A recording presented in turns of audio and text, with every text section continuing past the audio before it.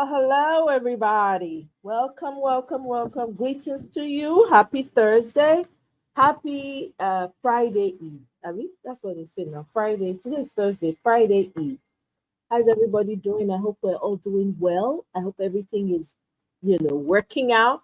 I hope it's not too cold. I hope you're keeping and staying warm. Omo, anybody when know wear better sweater this time, eh? Omo, the cold is not for small, it's not for children, no.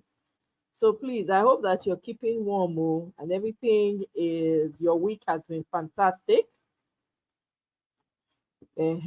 So anyway, welcome back to my channel. Your girl, as always, Omoye's Corner, coming to you today on this wonderful Thursday afternoon. I actually didn't think I'll be able to make it today. I mean, to be able to do a live today, but the things when they happen for Nigeria, sometimes, you want to pretend like you want to just walk away and say, I don't want to be bothered. I do not want to be bothered, but no, it keeps coming back and staring you in the face. Somehow, it will find its way to you. No matter how hard you try, no matter how much you want to run away from it, you really can't. You quite cannot run away, I mean, I saw somebody shared something with me where an IMF employee or whatever, I can't remember her name. I don't want to remember her name. When she was praising the policies of T-Pain. Hey, God. I said, but of course, why would she praise the policies of this man? This man is aligning with their policies, doing exactly what they're asking him to do. They don't care about the citizens. They don't care. The citizens can go and jump inside a lake somewhere. They don't care. As long as T-Pain is doing what they ask him to do, it's okay for them. Eh? So I was wondering, I'm like, why are people so up in arms about this man is doing exactly what they say he should do? And of course, his employees, those are his employers, they're going to be grateful. They're going to be thankful, you know, that he's actually doing exactly what they want him to do. You know, hey, anyway, we cannot do anything but talk about what's going on in Nigeria. We can't help it. So here we are once again to continue to move and push forward. I don't know. For all you people that are preparing for election, now well done, no. More than they prepare for the election, now well done, no. Me, my own hand no day, my hand no day, my eye no day, my body no day. I'm not interested in an election in Nigeria.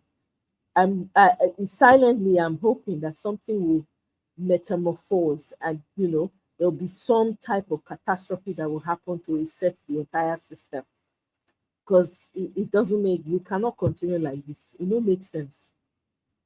It don't make sense at all. Matter of fact, I would say everybody should boycott the bloody election, whether it's local government, whether it's the federal government, whether everybody should just sit at home. But I'm only one person, and maybe one or two other people that are saying the same thing. I would say boycott the goddamn election. There's no need. When the system does not work, there's no need at all. We are wasting our time. They do. Everybody's just clocking in. Everybody's just, hey, whatever.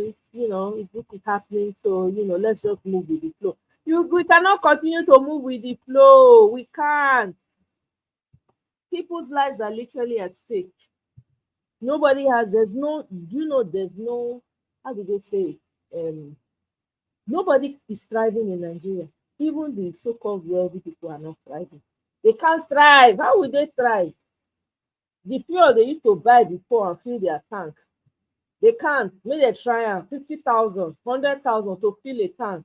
All those big cars when they dey drive, luxury cars when they guzzle up petrol. Make they try am now. Some people no dey even feel. Wealthy people when they fill full tank, now they dey fill half tank. And on top of that, they are coming for everything. They are coming for even whatever money is left in your account, they are coming for it. It's madness, so I'm telling you. I'm gonna play some videos for you just to back up what I'm saying. So let me just pull this up. Let me see.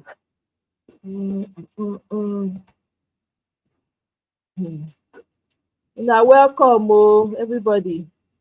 Come in, come in. Welcome, welcome, welcome to the show. Mhm. Today, not today. We must continue. We must learn a lesson. We must learn a lesson. Mhm. We must learn a lesson. People will say we no want hear word for that country. We must learn now. We no fit continue like this forever. It no make any sense. It makes no sense for us to continue like this in Nigeria.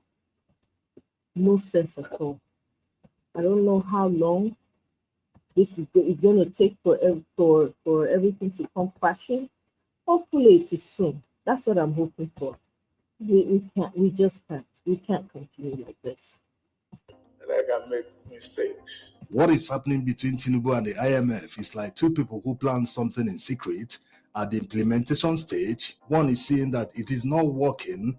They are concerned about their reputation, that if they advise anyone tomorrow or in the future to implement any of their policies, they will never agree to do it because they are seeing obviously that their policies are not working in Nigeria.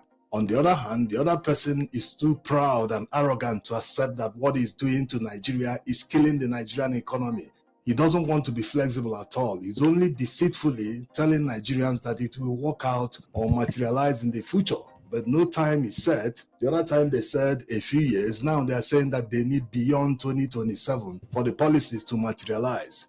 So what we are seeing now is that the people who advised Tinubu on the policies implemented from day one when getting to office, they are openly disagreeing with him, trying to somehow absolve themselves from his failed policies, despite all of us knowing that they were the ones that advised him in the first place. A few days ago, the IMF openly disagreed with the Nigerian government, saying that the reforms are not working, that it needs tweaking. That's in contrast to what the Nigerian government is trying to make Nigerians to believe, that the policies and the reforms are working, only that Nigerians need more patience for it to materialize. And can you believe the tweaking they are suggesting? They are suggesting that the Nigerian government communicates the policies better to the Nigerian citizens. They are suggesting propaganda, so to speak. Yes, and Tinubu having more than 12 media aides alone, they believe they can do the job. They believe that these aides will be able to convince Nigerians to have the required patience to wait it out till the reforms materialize or start to materialize. So in other words, they have seen that their reforms are causing massive hardship. They mentioned it in the report, by the way, and they are trying to use propaganda or the right communication, like they said it, to convince Nigerians to hold out. Despite accepting that there have been serious civil unrest because of the hardship brought about by the reforms, also protests of which people were arrested, including children charged for treason, they still believe that the Nigerian government can use propaganda or the right communication to continue holding Nigerians to believe that the reforms will materialize in the nearest future.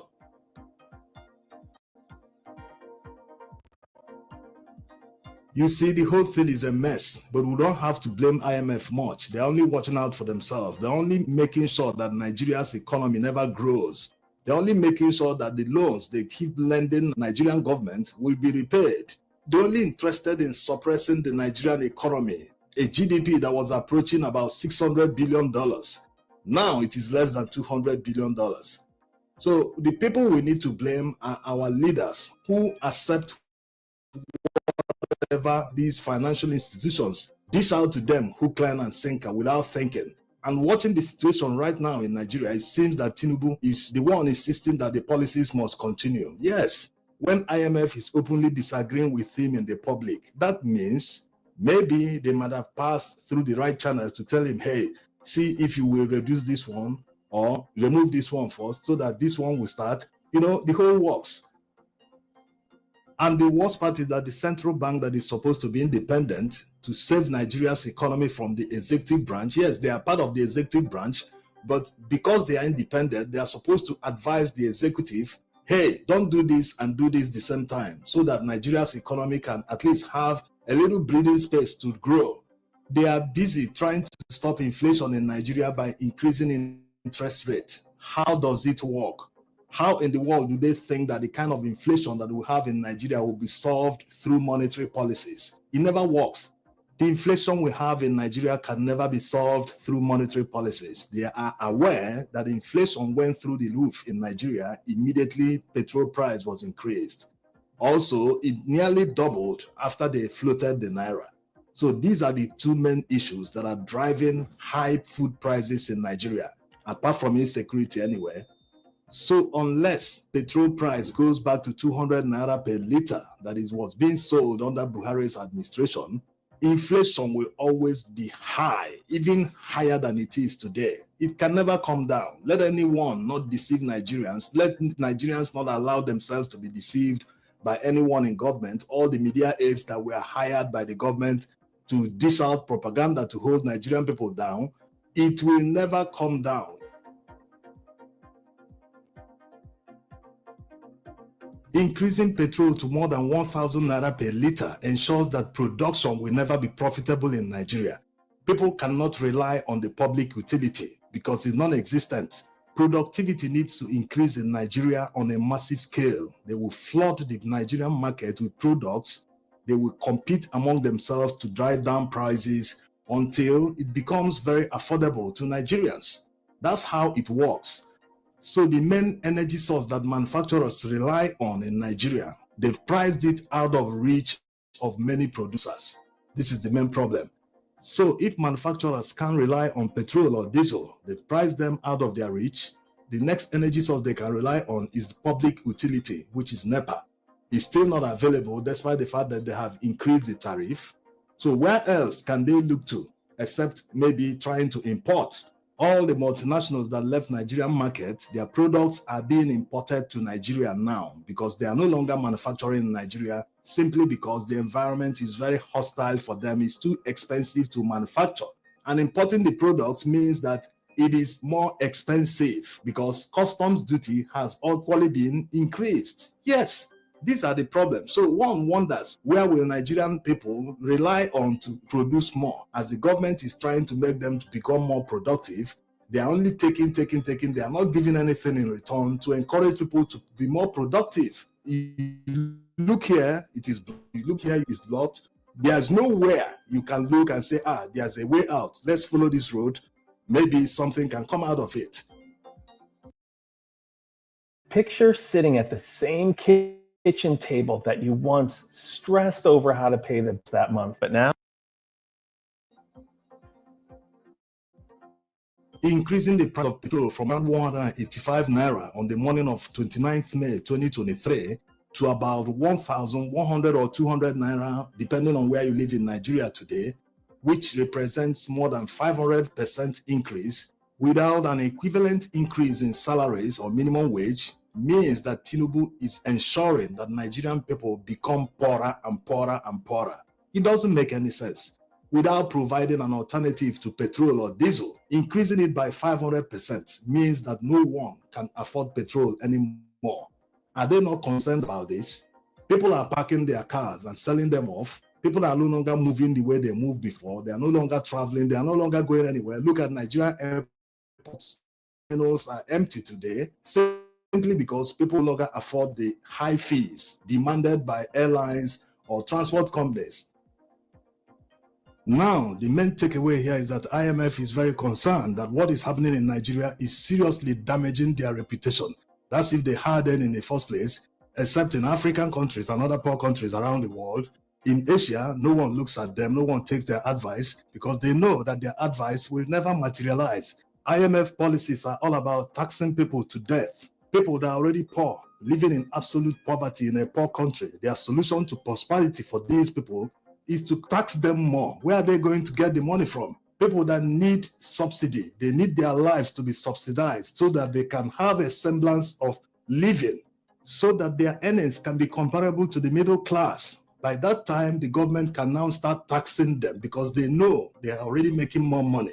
No, that's not IMF. IMF is all about taxing anyone. Despite the fact that in Western countries, they subsidize nearly everything to make life easy for their people. They know that the more people shop, the more the economy booms. Here, they are not interested in making people to shop. They are not interested in making people to continue being in motion, continue moving around, because if you drive your vehicle alone for 1 hour, you're already contributing seriously to the economy, because you must buy petrol. Maybe you will fix your tire along the road. That's giving money to a vulcanizer along the road. Maybe you buy one part in your vehicle. That's giving money to a parts seller. It goes on and on. But now everywhere is just standstill. People are not moving. People are not buying anything. They're only spending nearly 100% of their earnings on food alone. How does that work? I've told everyone in this country that I can make mistakes. And I'm bound to hear them out and correct them. Perfection is that of God Almighty.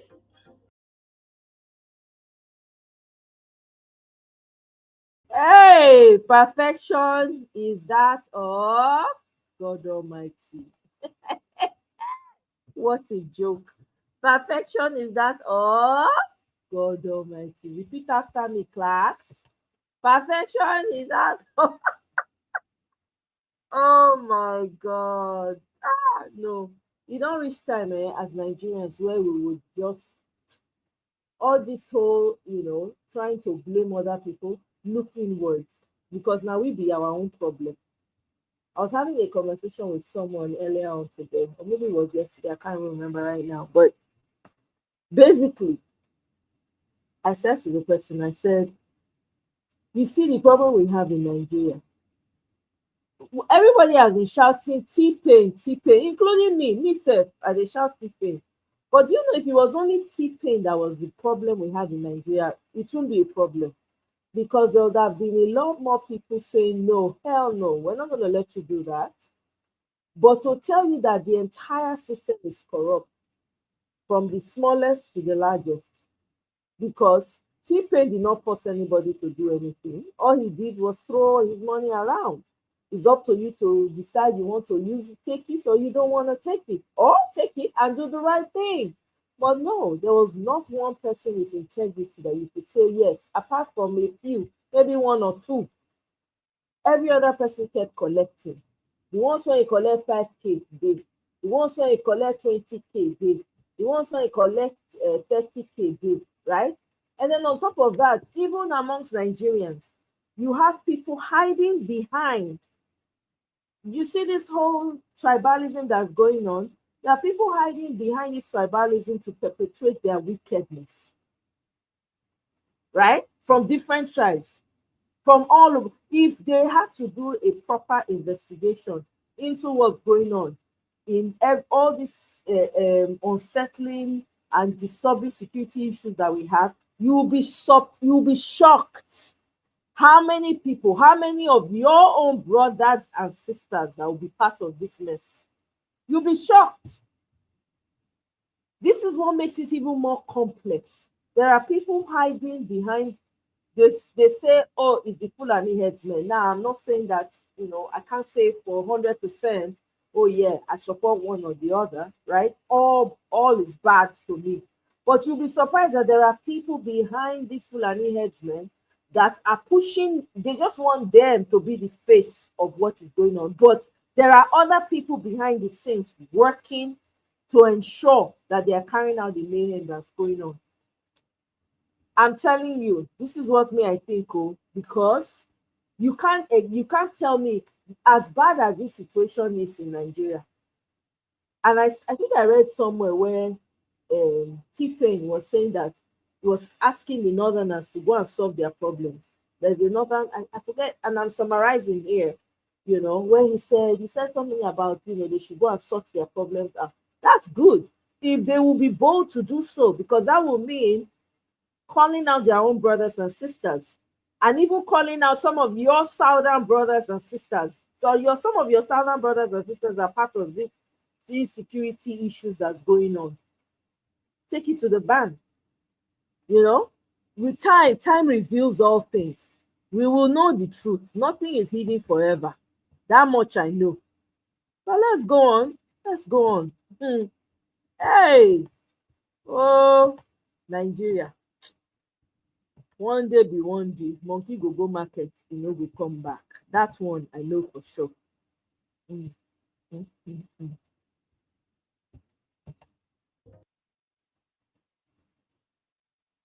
I was skeptical in the beginning.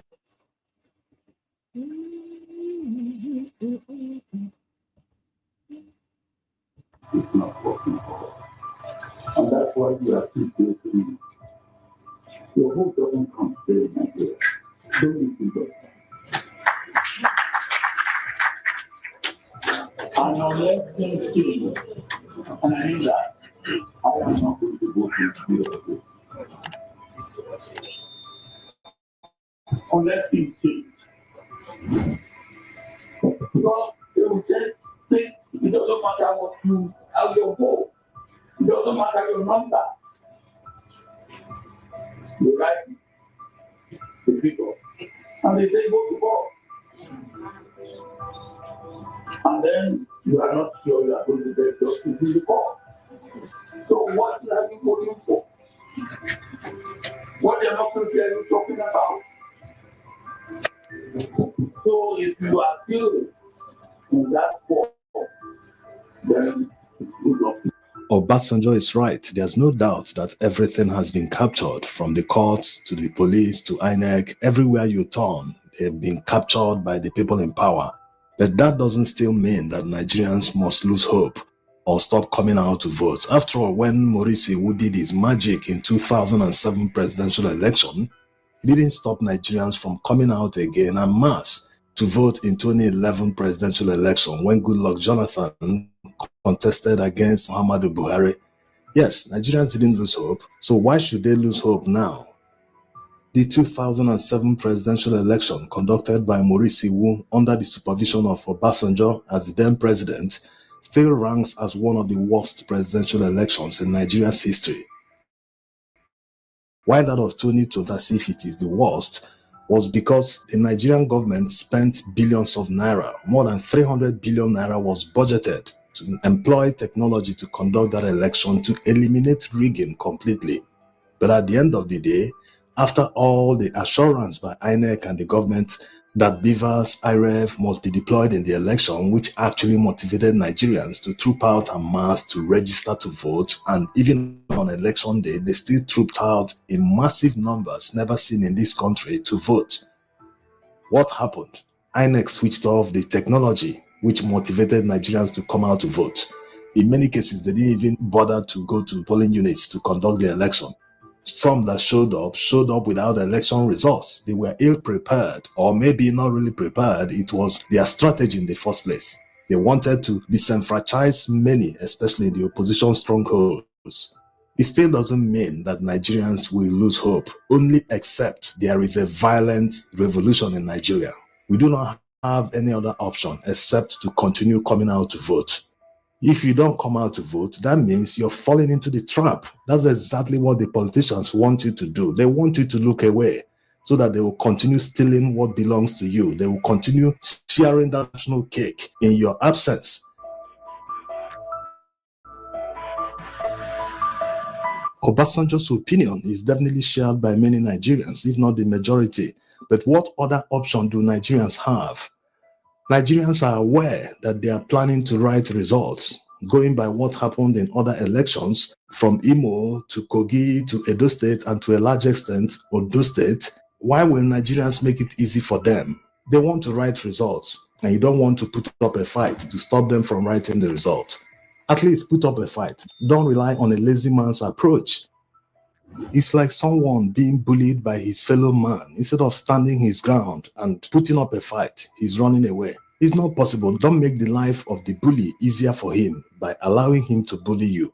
So people who are planning to rig elections, Nigerians shouldn't make it easy for them. They should put up a fight. That will surprise them, because they will say, upon all that we have done to demoralize Nigerians from coming out, they are still trooping out in huge numbers to vote. It will put fear in their minds. They will say, what else are we going to do? These people are still trooping out in numbers. We need to devise other means to rig this election. The point here is that Nigerians shouldn't make it easy for them to rig the election, because it is the only option Nigerians have. And Nigerians going to start an armed insurrection against the government? when they can't match the military power of Nigerian army, that's suicidal. You can't start a war that you know you will not win. No need doing that. It's better to suffer under the regime than to put your life at risk. He who runs away lives to fight another day, instead of plunging into something that you know will not work out.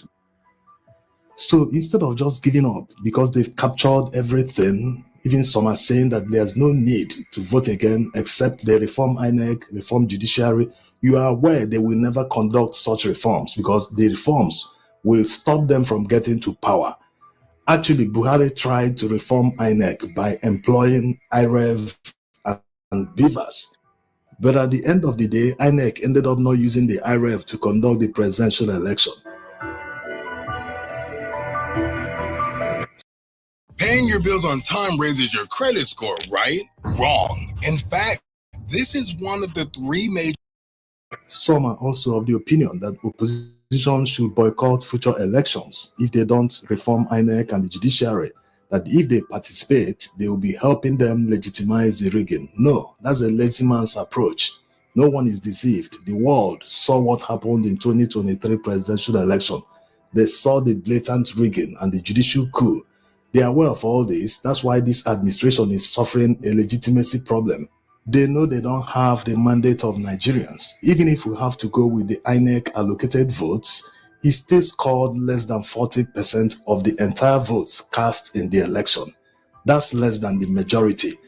To have a mandate, at least a candidate needs to score up to 50%. That's the baseline. If the person scores more than 50%, the more acceptable it becomes. 20-something million voters registered, and the person who is sitting in government, 8.1 million, which is less than 10%, which is what I voted. And I said that even at that, if you do it overall with the number of voters that cast their vote, they had below 40%, and the two of us have about 60%. And in a parliamentary system would have formed government in detail and everything. So that's the correction. Just like P2B explained here, if Nigeria is operating a parliamentary system of government, APC wouldn't have been able to form the government because definitely opposition wouldn't join them to form a government. They will become the minority despite scoring more votes than others.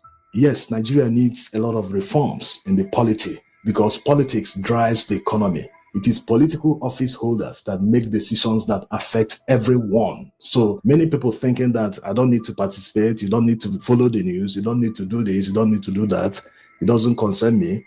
It concerns everyone because the elected people are the ones who make decisions for you that affect your lives, education, infrastructure, everything. It's commendable that former President Olusegun Obasanjo is more vocal in pointing out what is wrong with our society today, even more than opposition figures, to motivate pursuits because they have more at stake in Nigeria than the older generation.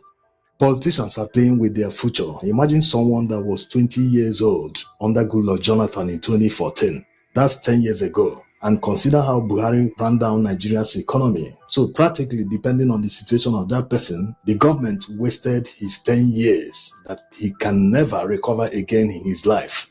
He's now 30 years old and there's no future for him. He can't get a job. Despite being a professional in one field, maybe he's an artisan, but he can't get a paying job that can take him home where he can continue saving to be able to at least get into the property ladder under 2 years or 3 years, like it was obtainable under Obasanjo. Yes, during Obasanjo's time, many workers, even minimum wage earners, were able to save to buy cars and jump into the property ladder.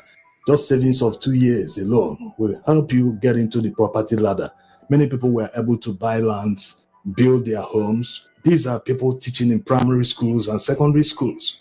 So you can understand how Nigerians enjoy the good life under Obasanjo in the early 2000s, mid 2000s.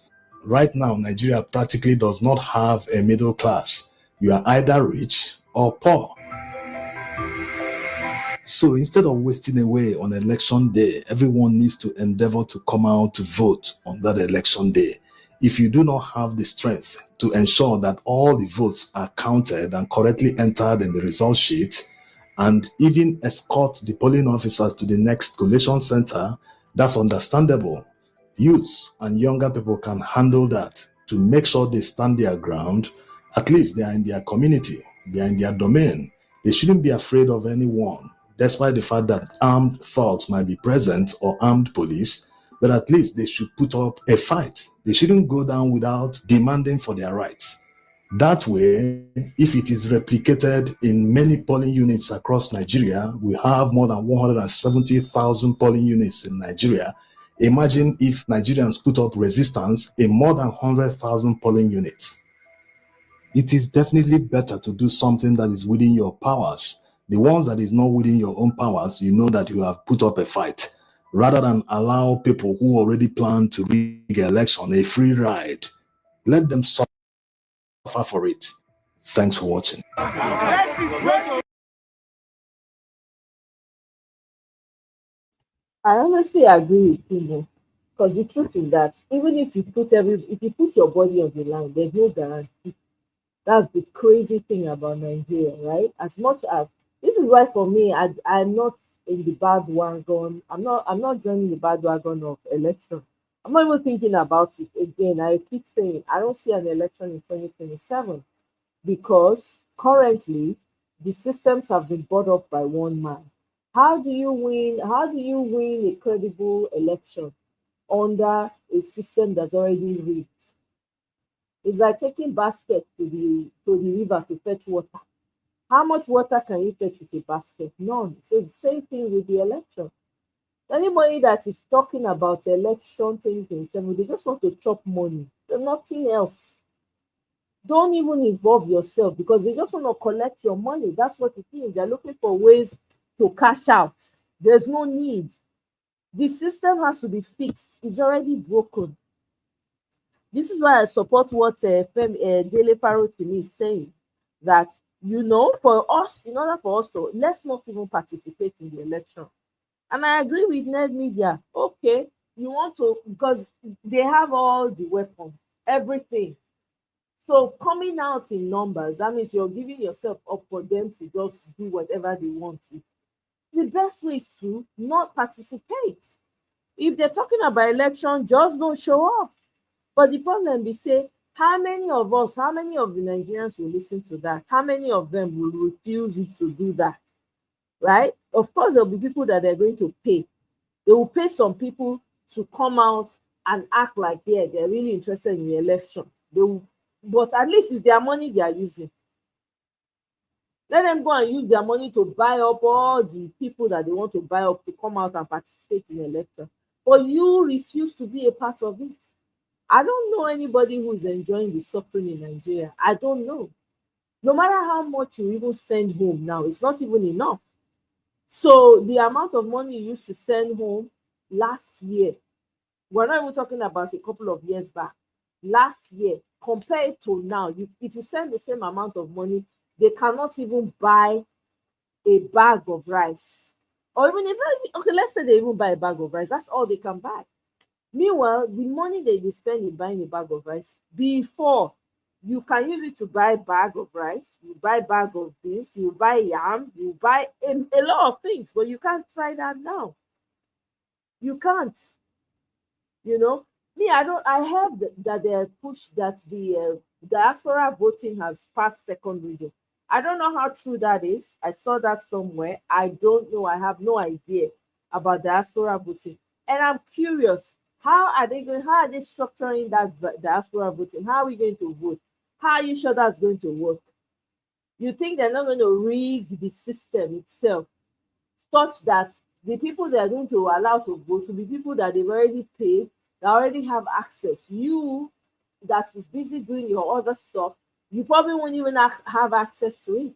So I have my doubts about the diaspora voting, but hey, I heard it has gone through second reading. I don't know. And it's curious, These people push bills. A lot of times Nigerians are not even aware that their bills being passed. It's scary, because you all of a sudden you just hear, oh, you know, they passed a bill, it has passed second reading. When did they do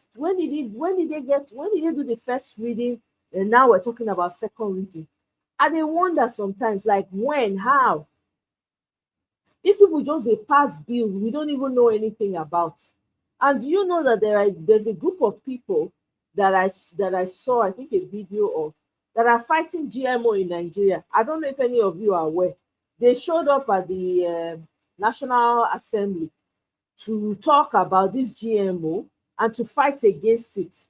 Impressive. I think the guy is from Zimbabwe, I think so, or Zambia, I can't remember. The person who's heading it, he came to Nigeria to talk to the National Assembly to educate them about the dangers of GMO. Do you think your people are going to listen? Because they must have collected money from you know who. They must have collected money from him so that they can push this poison on the people. Eh? Everywhere you turn in Nigeria, there's nowhere that there's peace. Please tell me where there's peace in the whole of Nigeria. Tell me. There's nowhere in Nigeria that there's peace. Left, turn, north, south, east, west, nowhere there's peace.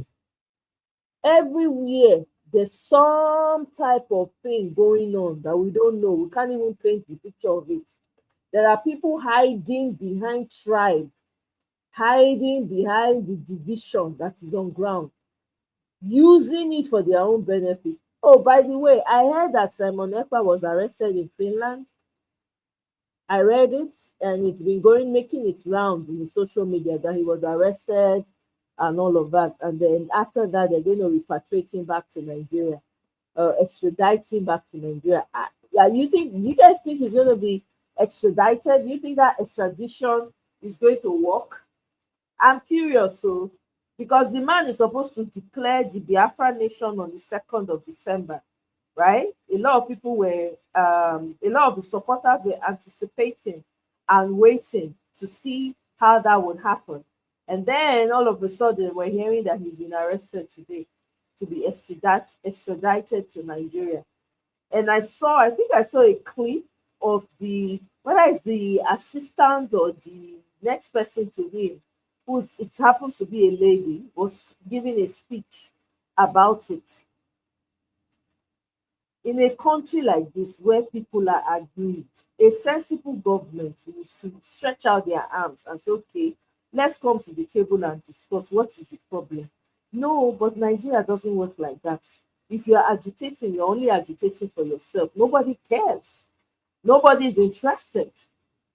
Everybody is just minding their business. With the mayhem that is going on in the north, for instance, nobody cares. Nobody's talking about it. Even the national news channels in Nigeria, they don't even talk about those issues anymore. Where you get that news is on social media. If you're not on social media, you're not getting direct news. You're getting the news that they want you to get. And they paint a false picture for you. You would assume that, oh, it's not as bad as it is. Because I've heard people say that, all these ones people are always talking about Nigeria. It's really not that bad. When you sit in crap for a long time, you don't know better. I'm sorry. You don't know better because you've been sitting in that crap and you've been scenting that crap. That crap has been entering your nose. So your nose has gotten used to the smell of it. That's why you think it's not that bad. What is going on in Nigeria is not normal. It's not normal. We need to look inwards. The problem of Nigeria is Nigerians. It's just the truth. Put the T-Pain aside. Everybody around him, there's not one person that you can say, oh, this person has integrity. We trust that the position that they occupy, they're going to do better. No, not one. That tells you the value system in Nigeria is messed up, severely messed up. You go from the grassroots all the way, local government to federal government to House of Rep to as National Assembly, all of them, all corrupt people. Not one when you come out boast, say, oh yeah, this one, nah, you can't stain their whites. They will always speak truth to power. They will fight for the people. None of these people who have opportunities are doing anything for the people. I see what Natasha Akpoti is doing in Kogi State, and I really want to give her kudos. So honestly, I don't know how that woman is managing to achieve the good work she's doing in Kogi State. It really, really should be emulated. That woman is just silently moving for her people, for her constituents, right? Now what they call it. It's amazing, honestly. Ha. Please, oh, that woman is trying. How is she getting all that done? She's lighting up her state. She's making sure the youth are being taken care of. And I wonder, the rest of the people that are in the National Assembly, are they not seeing, don't they copy each other? Don't they see what other people are doing for their own people? To say, oh, let me do the same thing for my own people. Don't they think about stuff like that? Me, I don't understand. Eh? Most of the senators you have in Nigeria and the representatives you have, they don't mean well for their people. All they care about is lining their pockets. Somebody showed a video of one of the traditional rulers in some parts of Nigeria. The traditional ruler is just a traditional ruler of one small community. The man is in the abroad with his wife, chilling, dance, eating, and jollofing. Meanwhile, the people in that community that he comes from, I'm withholding it intentionally, they can't even afford to eat. They are struggling. Most of them don't even have good schools to go to. The roads are terrible. They don't have lights. There's no potable drinking water. No hospital, no clinic, not to talk of hospital. If anything happens to any of their community members, by the time they carry them, say they won't drive them reach hospital, maybe the person go don't go. But this particular person is in the overseas, chilling, enjoying, while his community people are suffering. Make it make sense. Sometimes I wonder, what kind of mindset, because this is a mindset that's been going on generation after generation. It almost feels like the terrible ones in Nigeria are the loudest. They are the ones that are fiercest. They are the ones that really want this by all means necessary. And it begins to beg the question of the good people, are they that meek in Nigeria? Like they're so afraid, deathly afraid, that they are not willing to do what is necessary to make sure they deliver this country, their people, from the mayhem. Because Nigeria has good people. And the good people, there are lots of them, but they can't talk. Everybody is afraid. I don't blame them. Oh, I'm not trying to push anybody to do what they are not comfortable with doing. I don't blame them, but the truth has to be told. You cannot rely on your traditional leaders. They don't care about you. They don't care whether you live or you don't. They don't care. You can't rely on your pastors. Forget pastor. You can't. You can't rely on the GOs. You cannot rely on any one of them. Nothing. What kind of system is that? And then somebody will now come and say, oh, let's start talking about election 2027. Let's start strategizing. Strategizing for what? What are we strategizing for? There's nothing to strategize about. The people do not have no decent lifestyle. No decent lifestyle at all in Nigeria. Even a baby I don't think as if they can even afford to buy baby food. So I'm wondering now, a baby now salt and ogi, now you go to drink. And the ogi self is difficult to find, to buy. The ogi is difficult to find. It's crazy to me. And I'm tired of people saying, oh, it's because of the years of generations of slavery, we used to hear that a lot. But no, please, the people that experience this, most of them all of them are gone, if not almost all of them are gone, if not all. The question is, now that the problem is on ground, what are we doing to even make it better? What are we doing to improve on our life? We allow the worst of us to come in. 2023 was so important. It was the greatest opportunity that we've ever had to ensure, to try to get it out of the claws and the jaws of these people. but we didn't do anything. I get it, but here we are. See where you don't carry us reach. You can't go out in the night. You can't go out in the daytime. You try to go out in the night, you have to be thinking about your life, thinking about yourself, wondering, is the person going to make it in, make it out alive or not? You begin to wonder, how long are we going to continue like this? Is it normal? Is it normal for us to continue to act like we don't know what's going on? To act like, oh, you know what, it's not. We cannot continue to blame all other outsiders. We have to look within. We have to look at ourselves. You have to be asking yourself, how come not one person could say, no, we're not going to allow this happen. We have to do it for the common good of all. How come nobody did that? How come? Why was it so easy for T-Pain to buy everyone? Even youth copper. Even the youth of today, they buy them $50 own day, $150 own day, $200 own day. Maybe we were here. All that money that they got now, please, of what value is it today? That money now, they would have spent it.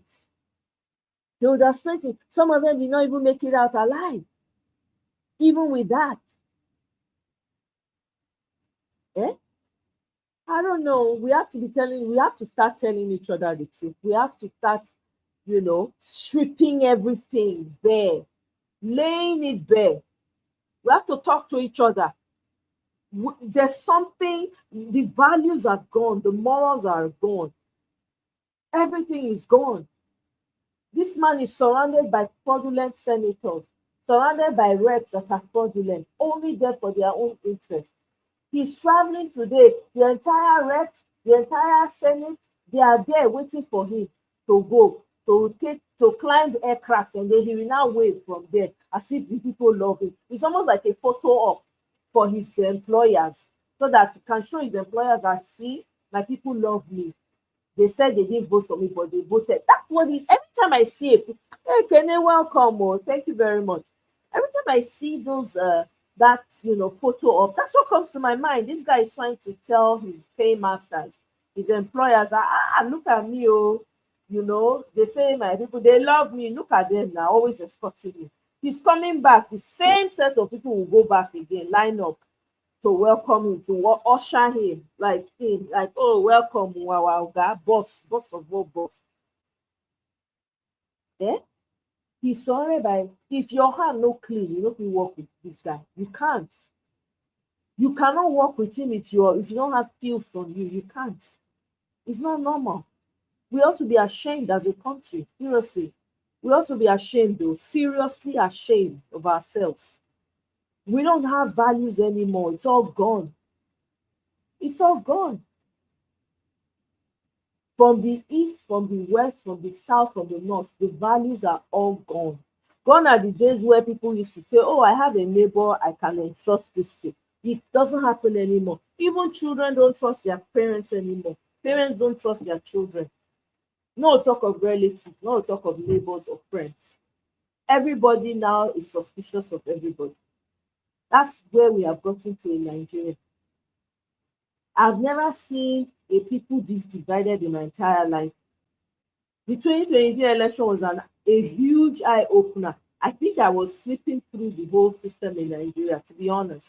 Until I left that country, I was a sleeper. I didn't see any division. Anything that happened, I just shook it off like, okay, it's part of life, part of the process.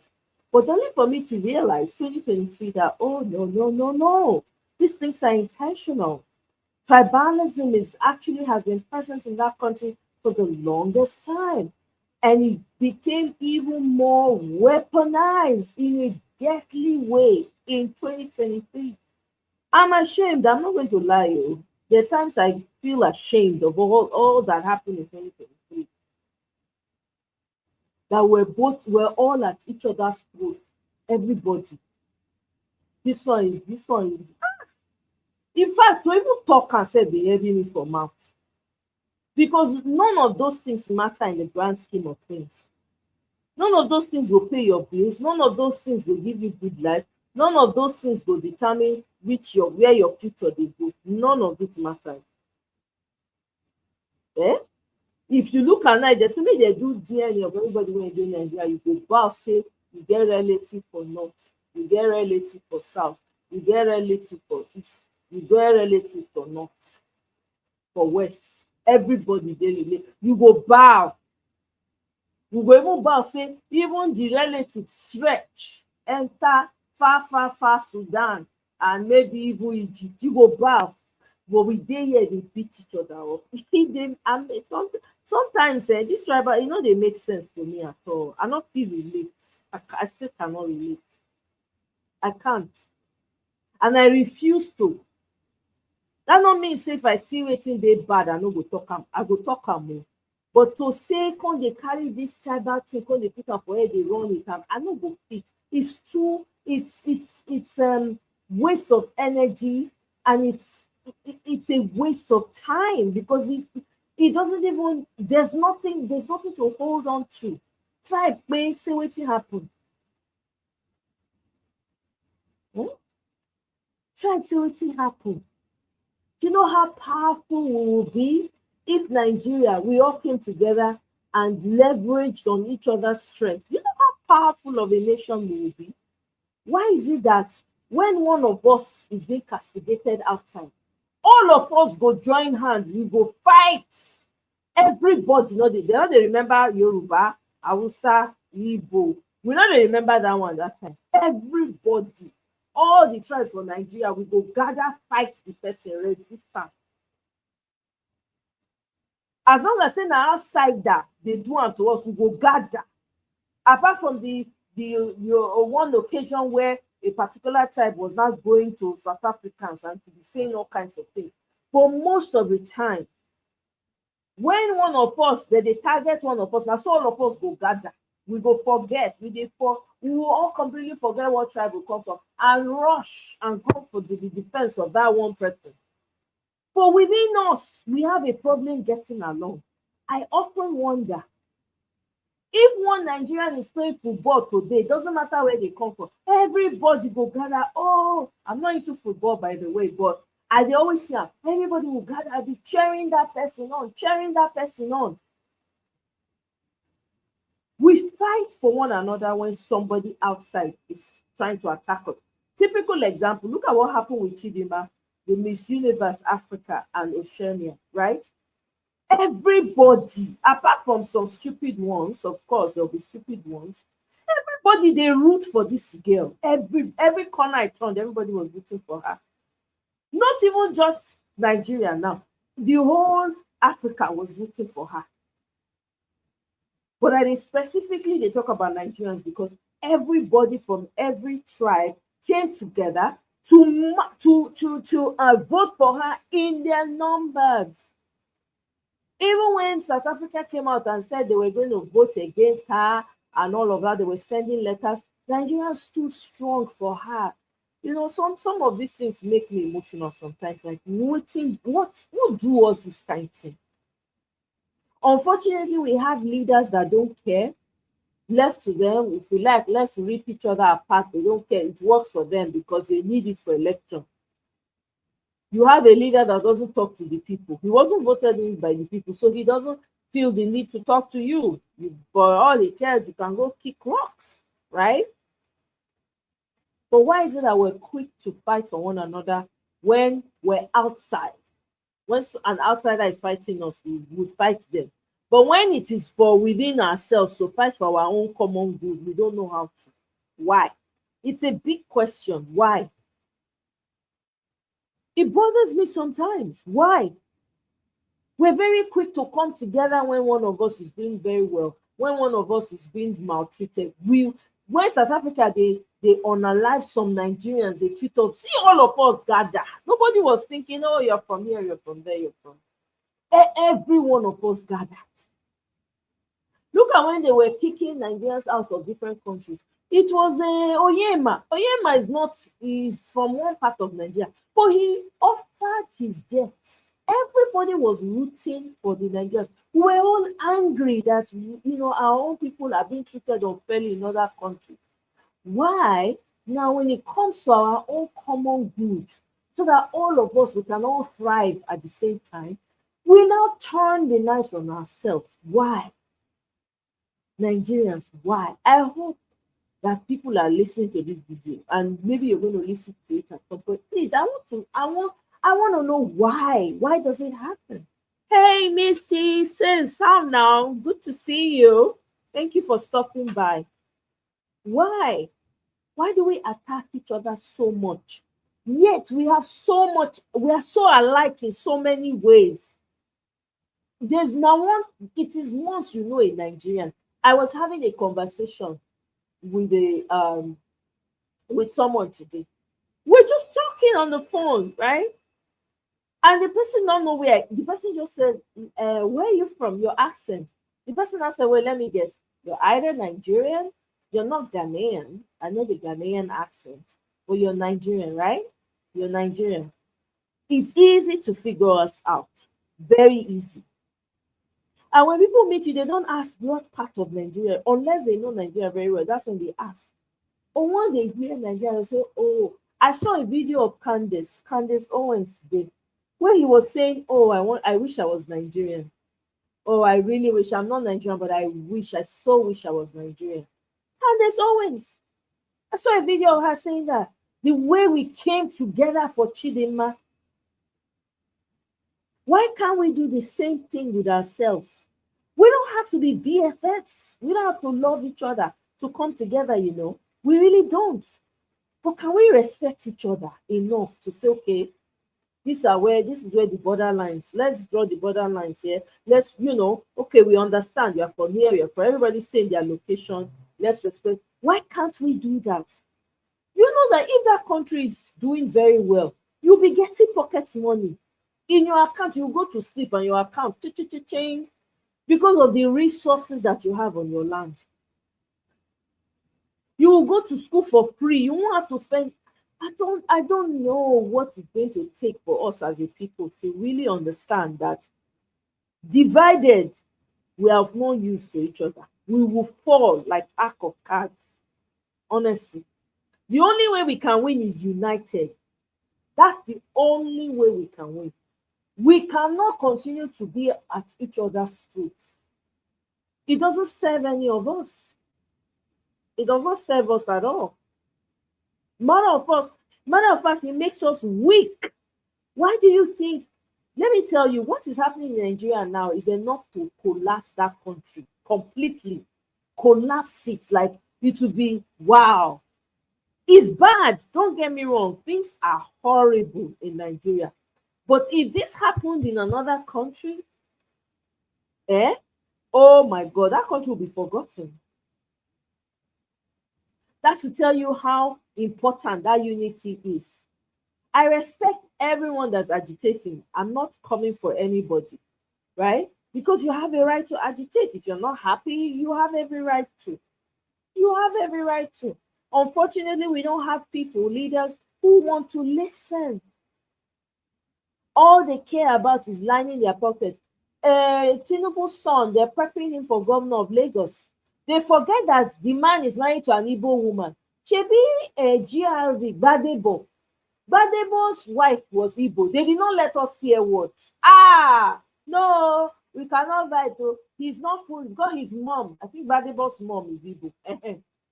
He's not full Yoruba. He doesn't even know how to speak Yoruba. They were saying all kinds of things. Now, T-Pain's son is coming out. They're pushing him and he's going to win.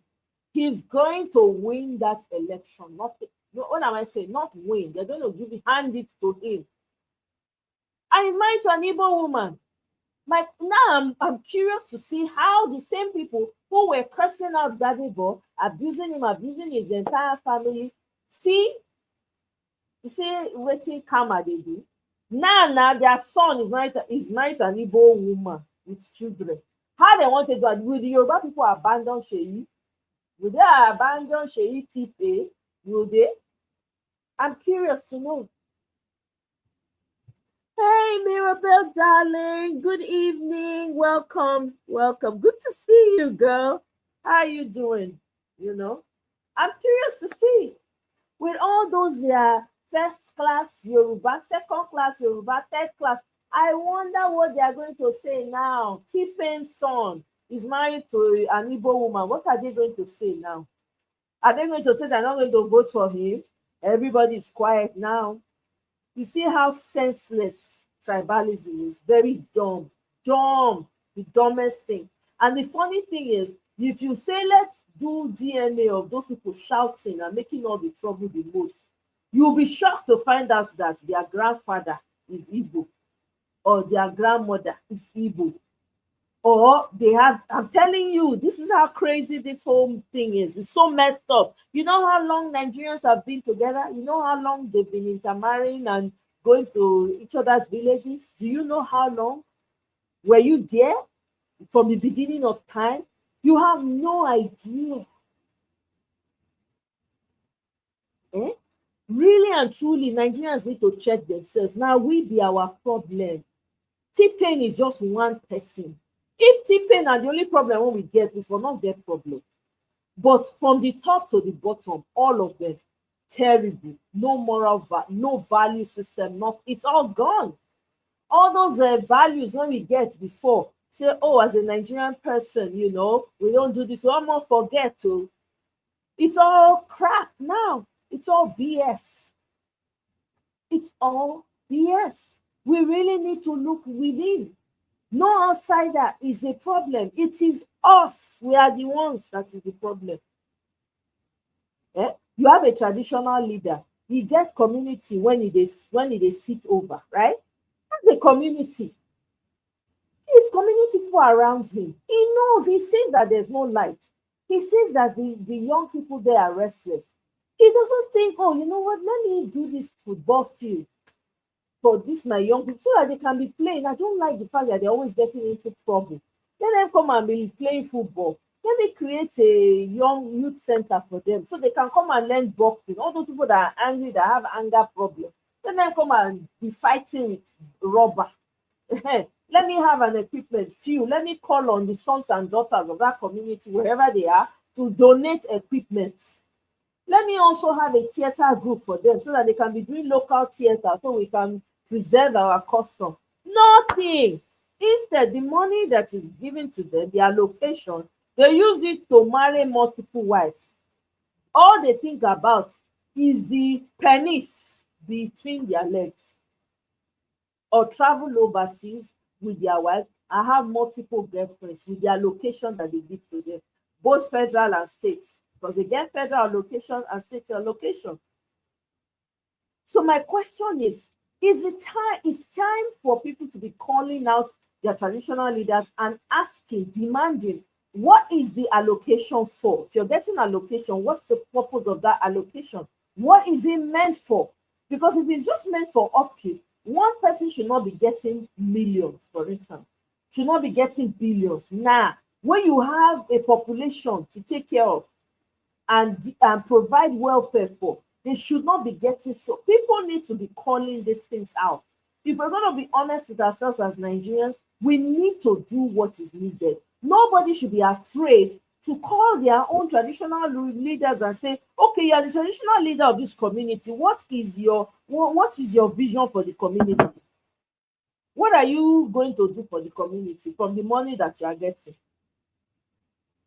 Because if you really sit down and think about it, the cult activity that we are hearing about recently now, and most of the youth crimes that are going on in Nigeria, is a lack of centers for them to really express their creativity.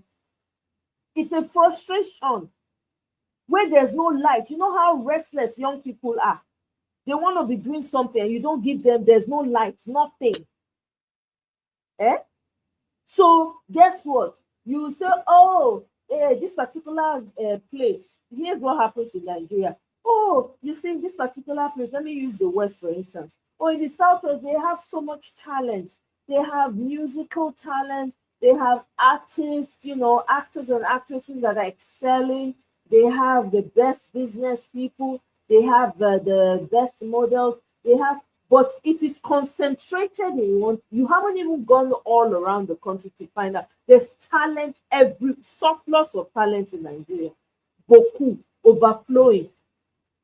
Right? So you have concentration of, but if you provide the necessary, the what's it called, if you provide the necessary things that the young people need, you see talent spring from all over Nigeria, and they will be focused in their own communities. Nobody will have to be running to Lagos, running to Abuja just to get noticed. No, they will be in their community as small as it is and be thriving. They will be putting shining torchlights on their communities wherever they are. The Southwest does not have, they don't have it all. They have talent, no doubt. The way they have talent is the same way every other community and state in Nigeria has talent. The difference is opportunity. That's it. The South, everything is concentrated in Lagos, but it's not even the entire Southwest. It is Lagos. And Lagos is not really Southwest. Lagos is for all Nigerians. But hey, the election, they've turned it upside down. So, okay. Right? So guess what? Who built Lagos? Lagos, when they talk about who built Lagos, everybody from every corner of Nigeria contributed to the GDR or GDP. Is it GDR? Please, somebody correct me. Of Lagos.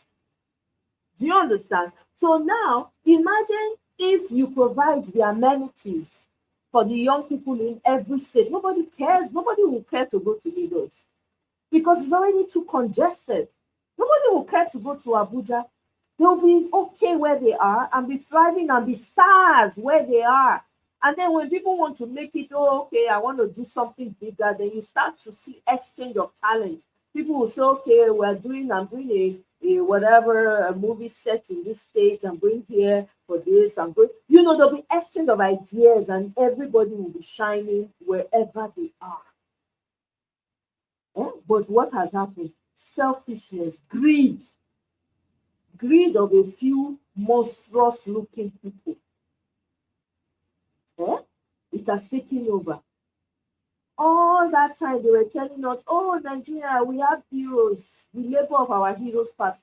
I ask, please, who are the heroes? Please mention them if you know them. The heroes past, where are they? Who are they? Because I want to know. I want to know who the heroes past is or are. I want to know them.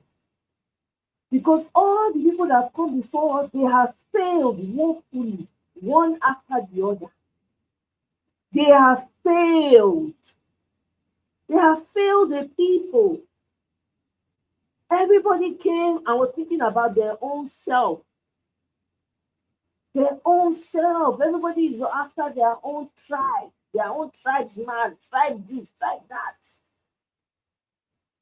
In the process, you have suppressed, squeezed some of them out and silenced their voices forever. We cannot continue like this. The injustice in Nigeria is palpable. This is why there's unrest every corner. The soil, the earth is crying out in Nigeria. Until there's justice, nothing can move in Nigeria. It's not because it's just the way it is. The universe has already set the law in motion. There's nothing anybody can do about it.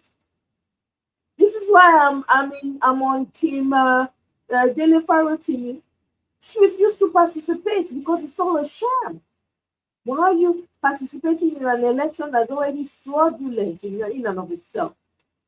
It's already fraudulent. They don't care about your participation. Heck, they don't even want you to be a part of it.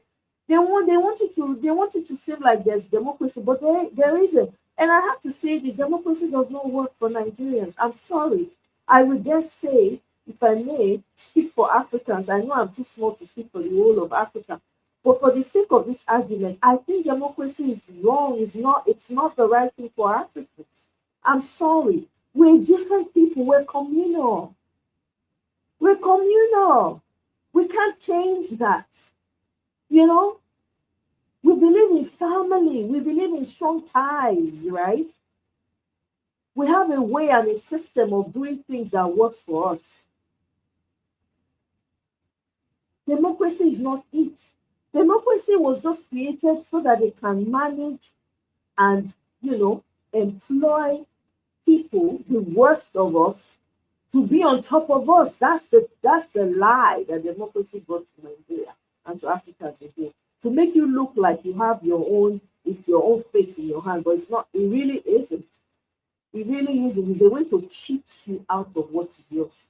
So they go look for the worst of you, the worst of the worst. Give them like they did during slavery.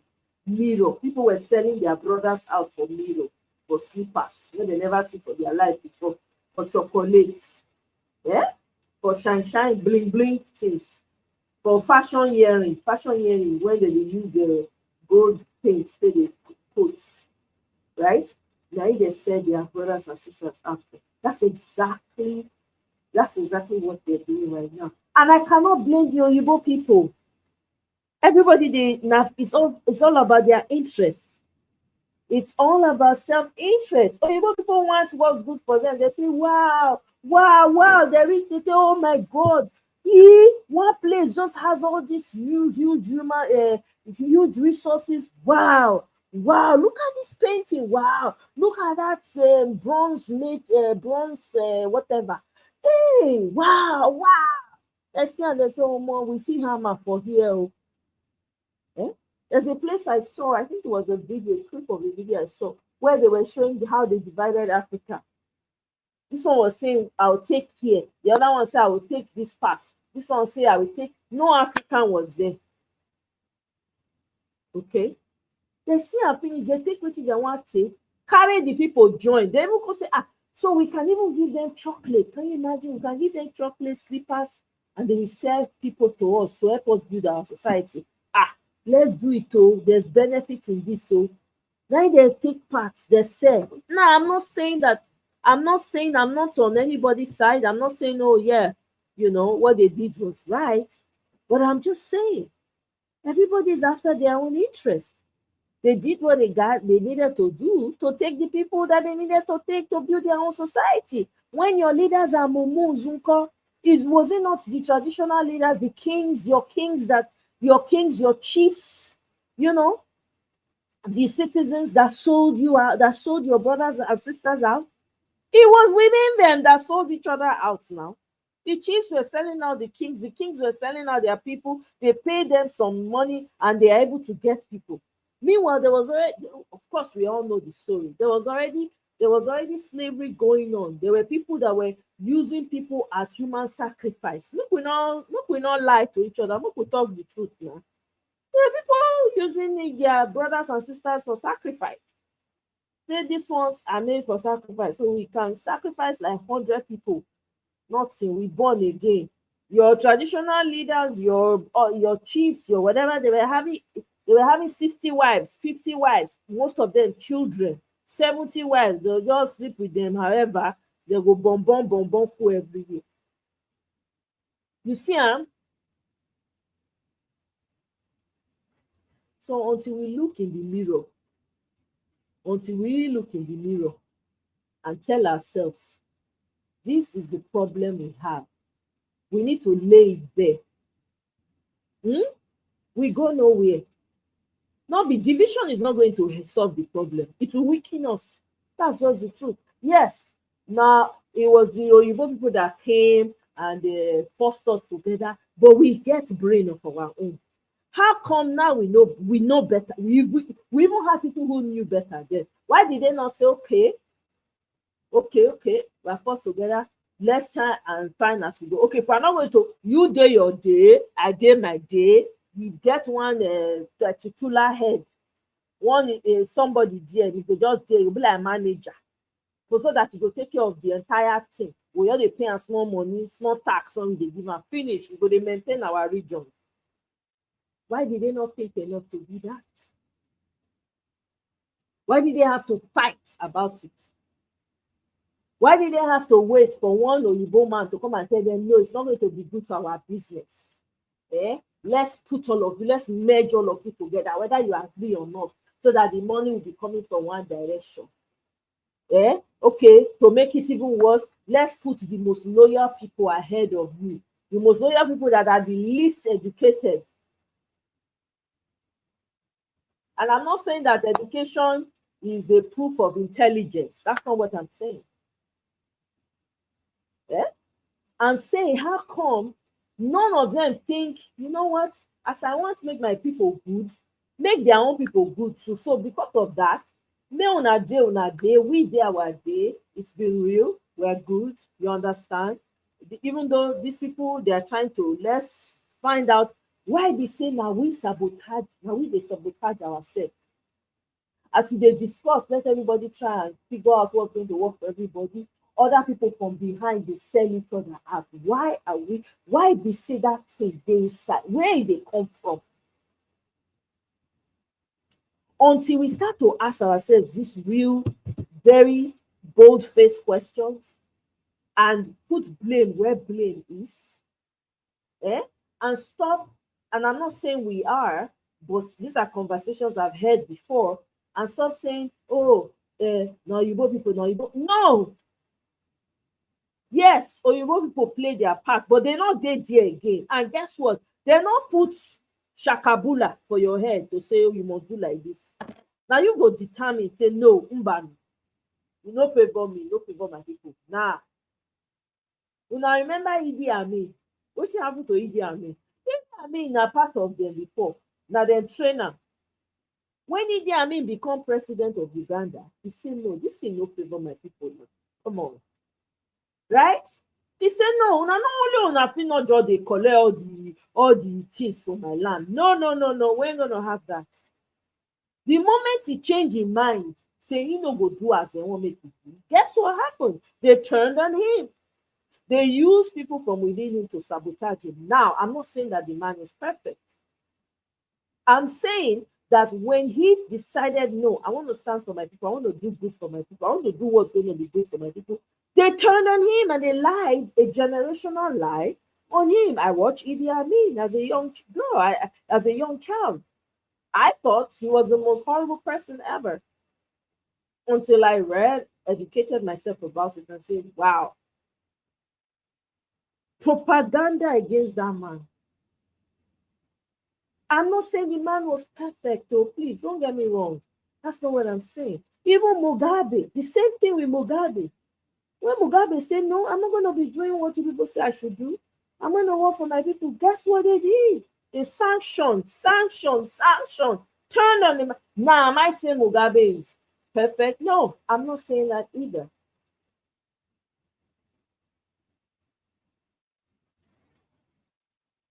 I'm not saying that either. This guy, when he did Burkina Faso, how many attempts on his life? 18 attempts. Just because that man has chosen, "I want to work for my people, and it's all about my people. I'm going to take the gold over. I'm going to use the resources of my land to benefit my people." 18 attempts. 18. What does that tell you? Guess why that man is still standing? His people did not sell him out. His people are standing strong behind him. I don't know how long it's going to take. I don't know what's going to have to happen for Nigerians to realize that the enemy is not outside, is within. It's within. The enemy is within. All you have to do is look in the mirror. That's where the enemy is. The people are the enemy of the people. If somebody can take 5,000 naira to sell out her destiny, that of her children, her great grandchildren, everyone in her generation, we have a problem. You see the pattern repeating itself. Somebody gives you how much is 5,000 naira? I can't even buy you tom. But you sell out everything in your generation because of 5,000 naira or a gallon of oil. Good. Or 3 strands of spaghetti or half a loaf of bread. You sell your entire generation out. When people don't know their history, they're going to repeat them. And this is why they intentionally destroy education, because they don't want the people to know. If the people understood what the impact slavery had, maybe sometimes some of this mentality be different. It's not different because they don't know. So they are repeating it in a much more refined way.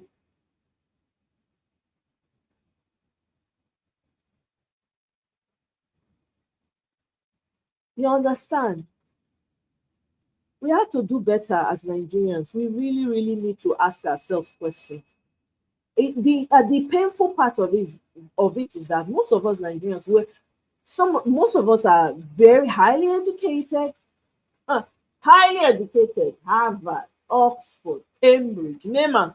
Nowhere when you go for this world, you will see Nigeria. The topmost schools, Stanford, name it, UC Berkeley, Nigerians full there. Why they know they whether is the Western education na to go against themselves? That's my question. Me go school, but I know they think, I know they see am like that. I dey feel like the education when I get now for me to improve the lives of my people. So why they say these same people go back, they won't turn their people to slaves? That means say they themselves they have their problem. They themselves are a problem. So it's not by having the most whatever education. Eh? It's about caring and having empathy for your people. We're not even saying save the world. How about helping your village people first of all? Help them to come up, improve their lifestyle for them, improve their lives, build clinic, do something if you're able. Bring education to them. No. All they care about is, yes, I will come ahead one company, or I will be SSA in the government so I can be close to power, and I will just, have people reporting to me and talk to them anyhow, treat them like slaves, just the way these other people. I'm tired of hearing that same old rhetoric. It is the mistake of the British that made. I'm tired. It's old now. It's old. It's enough. We need to wrap it up. We need to wrap that shit up. Okay? Yes, it happened. It's an event in history. However, they're not there in your face. They are not the ones telling your leaders do it like this. Now if to say 2023, when we clearly saw there was a winner, they're about to take what belongs to us. If we did the needful, there would have been casualties. Hell yeah. But it would have been limited. Now, how many casualties do we have? The casualties that we have now is like a country in a war, and we are not at war. Every day, somebody they unalive somebody for Nigeria. Either terrorists will unalive them, or bandits will unalive them, or they will kidnap them, or they will cross the desert, go enter Libya, they go turn them to slaves for there, or they sell them, or the ones that they do human trafficking, organ trafficking. Hey, you see all these things where they happen. 2023, now we for draw the line. Now we for take them back. But no, did we?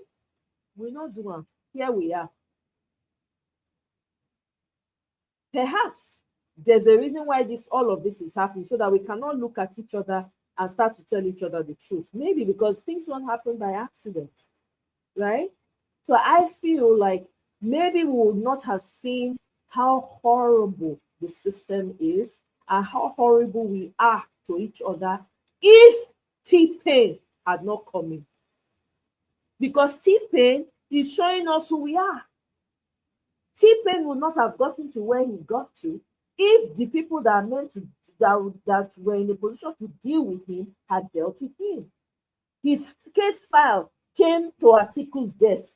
What did Atiku do? Put it to the side because he favors, we're on the same team, so we're not going to do anything to you. Right? Here we are. Because of that single action, we are here. Gani Fawemi tried to let us know who he is. That man did not live long. Now I'm beginning to wonder, maybe he's unaliving. It's questionable.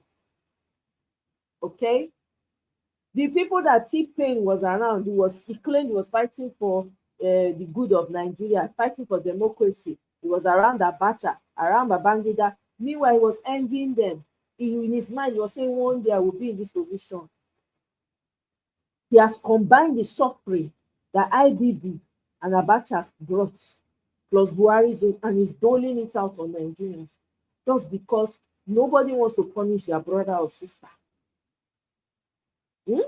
That case came to their desk during Obasanjo's time. Obasanjo carried file, give Atiku. Atiku did not do anything about it. Here we are. We are stuck with the man. He came into Lagos, bought everybody. It's questionable. It really is disturbing that this man could use money to buy. They used to say Lagosians are very elite. Not because they talk on that time. They are they speak, they are the most whatever people. Omo, we don't know see all of them, they are all carpet beggars. For a man to single-handedly come and bribe his way through, buy everybody Bible, buy a family, buy families, buy to get to where he is. We even had the opportunity, he even had the capacity to put his wife in as senator. And they were able to do what they are. Nigerians, we need to ask ourselves questions. We need to reevaluate. We need to go back to the kitchen and really, really know. And really, really figure this out. Because to be honest with you, you see this, everybody shouting "New Nigeria, New Nigeria." If the mindset does not change, if we do not face the truth and tell each other the truth, we go nowhere. If you do not call out your leaders from the small to the greatest, we are going nowhere. If you see your traditional leaders not speaking up when they ought to speak up, not doing what they're supposed to do, not fighting for their communities, you are protecting them because they are your traditional leaders. Guess what? You are part of the problem. Because people critique each other. Why? Because we want them to be better. Right?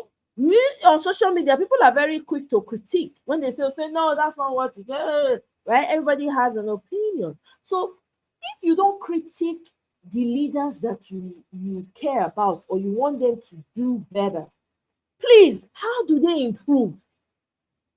How do they improve? You protect your traditional leader because he's from your village, he's from your community. No, he's revered. We can't. No, you gotta critique him. If you don't critique him as a people, then what are you? You are part of the problem.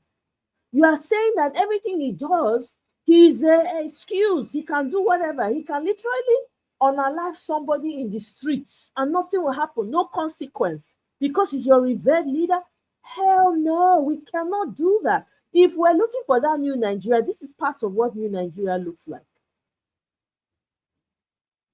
This is what part of having a new Nigeria looks like. You should be able to confront. When your leaders are not speaking up when they ought to, you should confront them and let them know. I don't know how many of you saw the video of Macron. Macron was walking on the streets. They carry camera follow him. The citizens were accusing him and saying, you did not say anything when they were attacking Gaza. You are you are they were using all kinds of words on him. Guess what? Macron had to stop to explain himself to his people. That no, remember I did this, remember I did. They still abuse him for the streets. Then I say, no, you're not doing enough. You are not doing enough. But you did do this, but you were supporting this. They were calling him out. That is how you make your leaders better. This whole thing about respect for elders, when your elders are literally sending your young people to early graves, you are respecting elders. If there are no young people, how does the society survive? Young people are unaliving each other, and your traditional leaders aren't doing jack. Some people are saying, what about the governor? Which governor? How many things can the governor do? Even if the governor comes in, the traditional leaders are closer to the people. They are the community leaders. You want your leader to be respected. How about he takes care of the community and make sure his community people are protected? How about that? If you want respect, you have to earn it. This whole thing about respect for elders, but the elders are shitting on the young people. I'm sorry, I'm not falling for that. I will respect you if you earn it. I'm not going to respect you just because you're an elder. To hell with elder. Elder that does not want the young people to progress and be good and have good lives. That's not an elder. That's an elder that should be flogged. Seriously. We've put up with all kinds of mediocrity in Nigeria. We've put up with so much bullshit culture. Respect is good, but can it be earned? You want respect? Earn it. I don't see any leader, any traditional leader going around their communities and saying, you know, I'm reaching out to the families. I want to see how my people are doing. Are you in school? What are you doing? Okay, please remain in school. Do you have a problem? People who cannot afford to pay school fees should be able to go to their traditional leaders and say, hey, I cannot afford, I really desire to go to school, and the traditional leader will step in. That's what traditional leaders do. They will step in. When a mayhem is happening in your community, you should rise as a traditional leader and say, not on my watch. Who are the family members involved in this? What are their names? Find them for me. And you will not be the one to place the call to the governor and say, hey, buddy, this is what I need you to take care of because I don't want this mess in my community. That's what needs to be happening. You go to all the communities in Nigeria, every part of Nigeria, from the east, from the west, from the north, from the south, all the traditional leaders have failed woefully.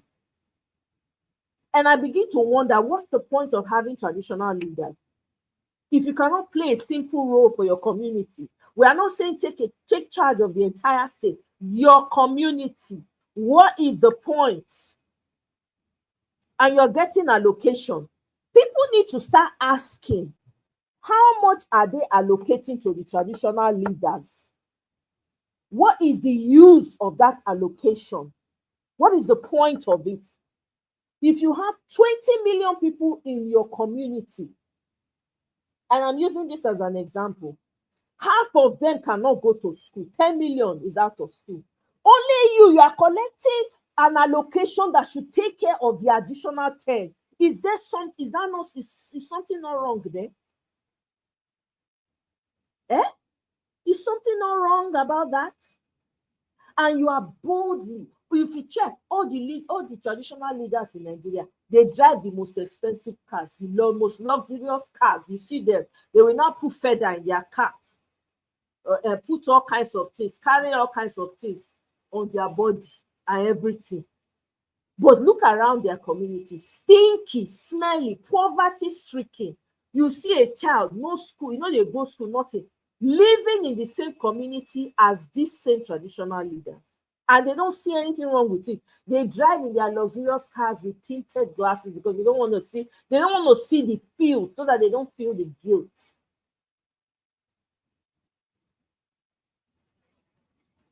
If we do not start to call the people out, regardless of your sentimental attachment to your freaking leaders, your traditional leaders, we are going nowhere. Because take it to the bank, your traditional leaders are part and parcel of this problem that we have. After all, they are the ones that are responsible for selling some of your brothers and sisters that are in the diaspora. Some of your traditional leaders, they were part of it. They were part of the trade, in case you don't know. Because of mirror, when they never see for their life before, and slippers. Until we tell ourselves the truth, we go nowhere. Nigeria will remain like that. Unfortunately, we have to tell ourselves the bitter truth. Go around all the communities. The most impoverished community in Nigeria, there's a traditional leader there. Go to that traditional leader. He's living in luxury. He's getting state allocation, getting federal allocation. Matter of fact, some of them are the ones selling their people out.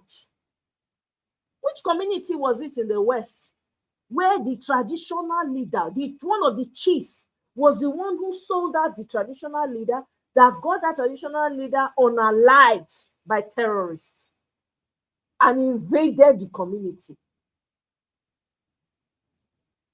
You will see that one out tomorrow and call the person elder and be greeting. Some of these traditional leaders, they collect money from these terrorists. They will collect money, they will come, they'll say they have their cows, or they want to bring their cows. They They collect money from them. When they collect money, those ones will go to other people's farms. They will be going and be feeding their cows. In the process, the cows will destroy the crops. The ones that have a heart, they will pay the farmers for the destruction of the crops. If it wasn't one Fulani man that came out and was talking about it, he seemed to be educated and said they pay the traditional leaders before they come into the land, they pay them. So please ask me, the money that they are paying them, what are they using it for? And why allow it? I'm not saying don't allow strangers into your community, but why don't you let your people know? You collect that money, mayhem. Do you know how many lives have been lost in the West? In the forest, so they will just toss their body. It's unaccounted for. Unaccounted for.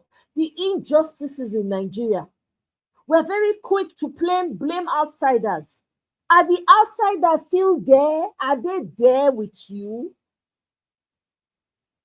Were the outsiders, were they the ones that decided to do election and collect 5K? Were they the ones? We are not ready until we start to tell ourselves the truth and start to call out the evil in the land from your traditional leaders, from your parents, your uncles, your brothers, your sisters. Until we start to do that, we go nowhere. We go nowhere. Enough lies have gone on for so long. Lies, up and down, lies. Keep the people blind for as much as we can. How long are we going to continue like that? And you are having children. Those children are going to grow up and want to know where they came from. What are you going to tell them? We don't know. The world is turning. You don't know which direction it's going to turn. Your children will now find themselves maybe in the same location you were while you were here. They'll come find out, so una not do anything. Una just leave the country. The thing just spoil, turn to gutter. For una watch. And people will say, oh, don't talk, oh. Hey, you can't be talking to leaders like that. You can't be talking to elders. To hell with elders that don't have sense, that do not see that the lives of the youth are at stake, that will not allow them to thrive and become all that they are meant to be in this world, and use their creative abilities and provide the solution that they have for the world. To hell with such elders. We don't need those type of elders. Any elder that is not directly pushing for the growth, for the well-being of the young ones that are coming up, to hell with such elders. To hell with them. To hell with them. What do we need them for? People cannot go to their farms. What are the traditional leaders doing? What are they doing? They can afford to buy food for their household, but what about the people in their communities? Are they able to go to the farm? Are they able to go to the farm? No.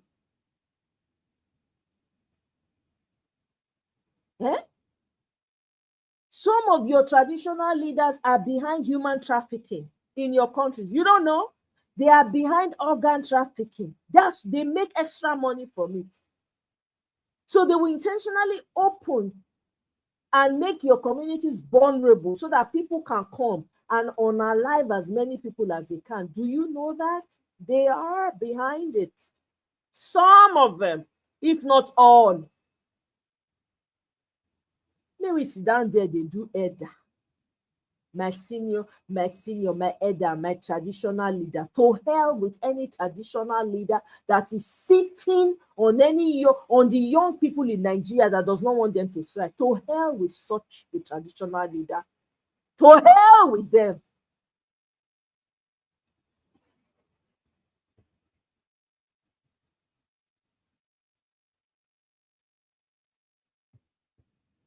Did they even have any integrity back in the day? The integrity is questionable.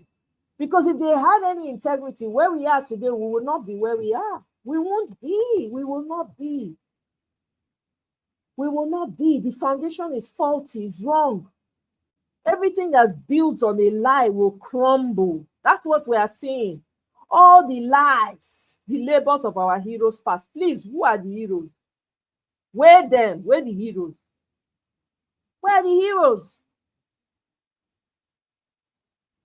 Where are the heroes?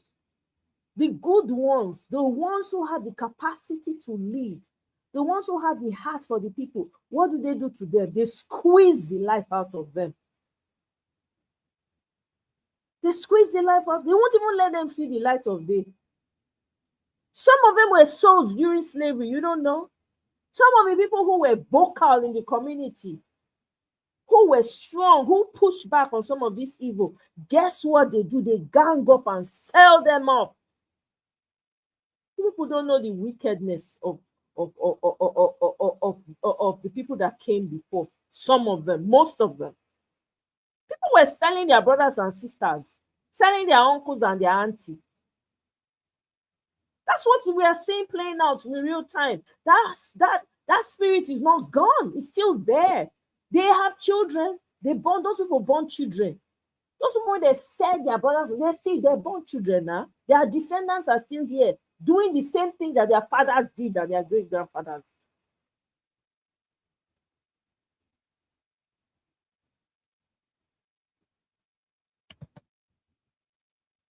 Exactly. Very difficult to trust, Misty. Very difficult. It's huge. If they were to do an investigation, you will be amazed the people that will be caught up in all of this. You will be amazed. Why do you think they don't want it to end?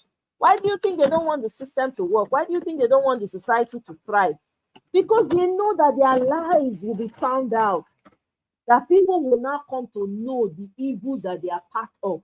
That is why they will support a demonic government. That's why they will support demonic people to be leaders in the country. Because they are all in cahoots, they are all in a cult. It's a big cult. It's a big cult. They're not guaranteed that if do me, they don't get my life. We have to be telling ourselves the truth. If Nigeria is going to move forward, we have to peel back the curtain. The onions, we need to peel them until it finish. Until it finish, we have to peel it back. Enough is enough. My hand, I will not be involved in anything evil. My father was not involved in anything evil. I know how many opportunities my own father turned down because he did not want to be part of this bullshit. The man did not have much, but he had enough, and we had a farm. He was satisfied. He was okay with that because nobody can turn around and say, you did this. I'm proud of my own father. Thank God, say the man, no, he no follow chop, he no follow do anything, no follow anybody do bad thing. Now he go.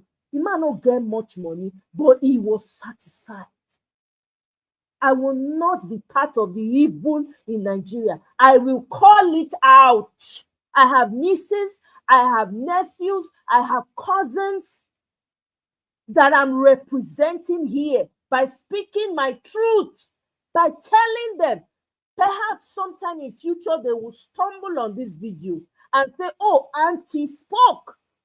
Yeah, I want them to thrive and I want them to have the best in life. I will call it out. That soil, Nigeria, is soiled with injustices, innocent lives taken for no reason that have still not rested. We have to call it out. We have to peel back the layers. The lies are too much. The propaganda is too much. Instead of us to come together and find solutions, we are busy being divided on tribal lines, as if tribe will help anybody. Who cares what tribe you come from? For all I care, I may even be from Kenya.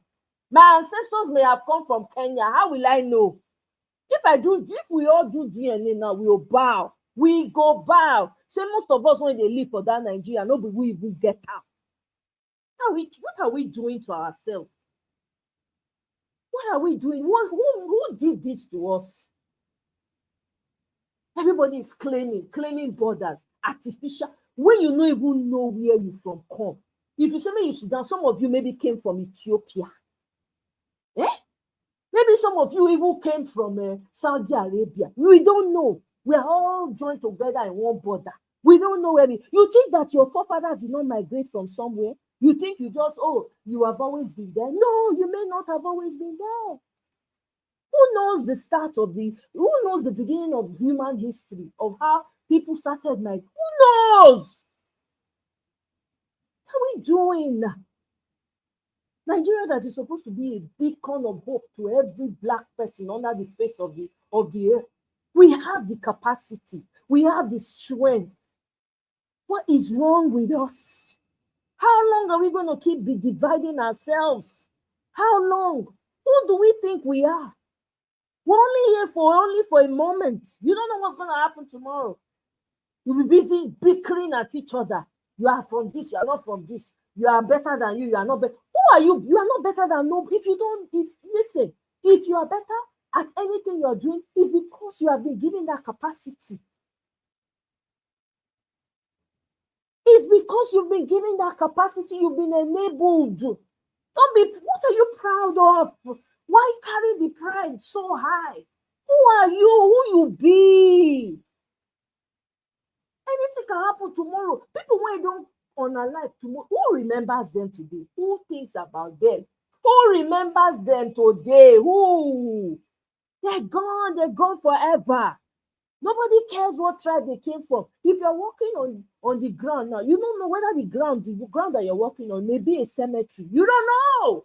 People that have once lived, that are no longer alive, they are under the ground. Nobody knows what tribe they are, where they come from. Nobody. When you turn off the light, everybody's dark. When anybody are unalive, everybody's going 6 feet under. Unless the person wants to be burnt. Either way, you're not going to be part of this world, this realm. So what are we fighting for? Why are we so divided? Hey, Mr. Ferreira, greetings, bro. Welcome. Oh, good to have you, sir. Good evening. Happy Thursday. We need to speak the truth to power. Enough is enough. If you're an elder, earn your freaking respect. Nobody owes you respect. If you're a traditional leader, earn your respect. If you're a traditional leader, tour your community. Don't sit in your air-conditioned house with marbles. Come into your car that is tinted and you're not seeing anybody. You're not seeing the suffering of your people. You roll by in the midst of gutter, in the midst of dilapidated houses, hungry people. You roll by. You want them to be praising you. To hell with you, because you are human. You're not going to last forever. You are human too. Soon you will be forgotten.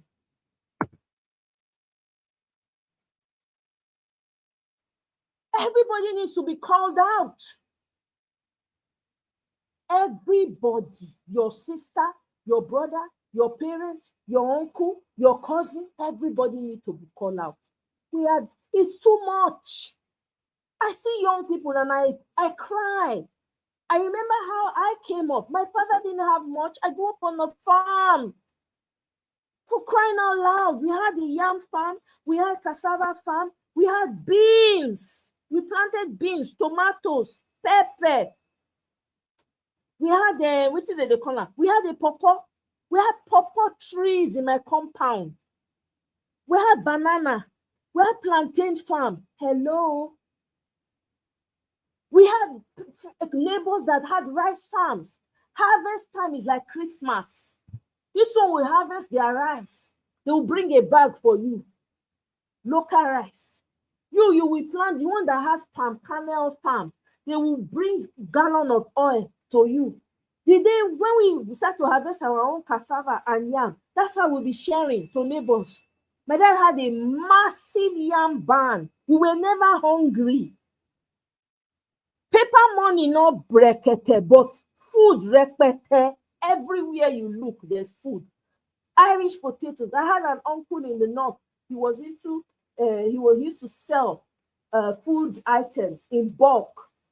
This man used to send trailer loads to different parts of Nigeria to sell Irish potatoes, sweet potatoes. He will bring a bag of Irish potatoes for us, bring sweet potatoes, then cocoyam, taro fruit. We get our plenty for house. And I dey imagine a family coming up like I came up and not having access to the farm because of insecurity. They cannot feed themselves. You go to the market to buy stuff you can't even buy. We hardly went to the market to buy food stuff. Hardly ever. The only time we went to the market is maybe we're going to buy leaves that we didn't have. Vegetables that we did not have. We hardly went to the market. The truth has to be told about Nigeria. Everything needs to be laid bare.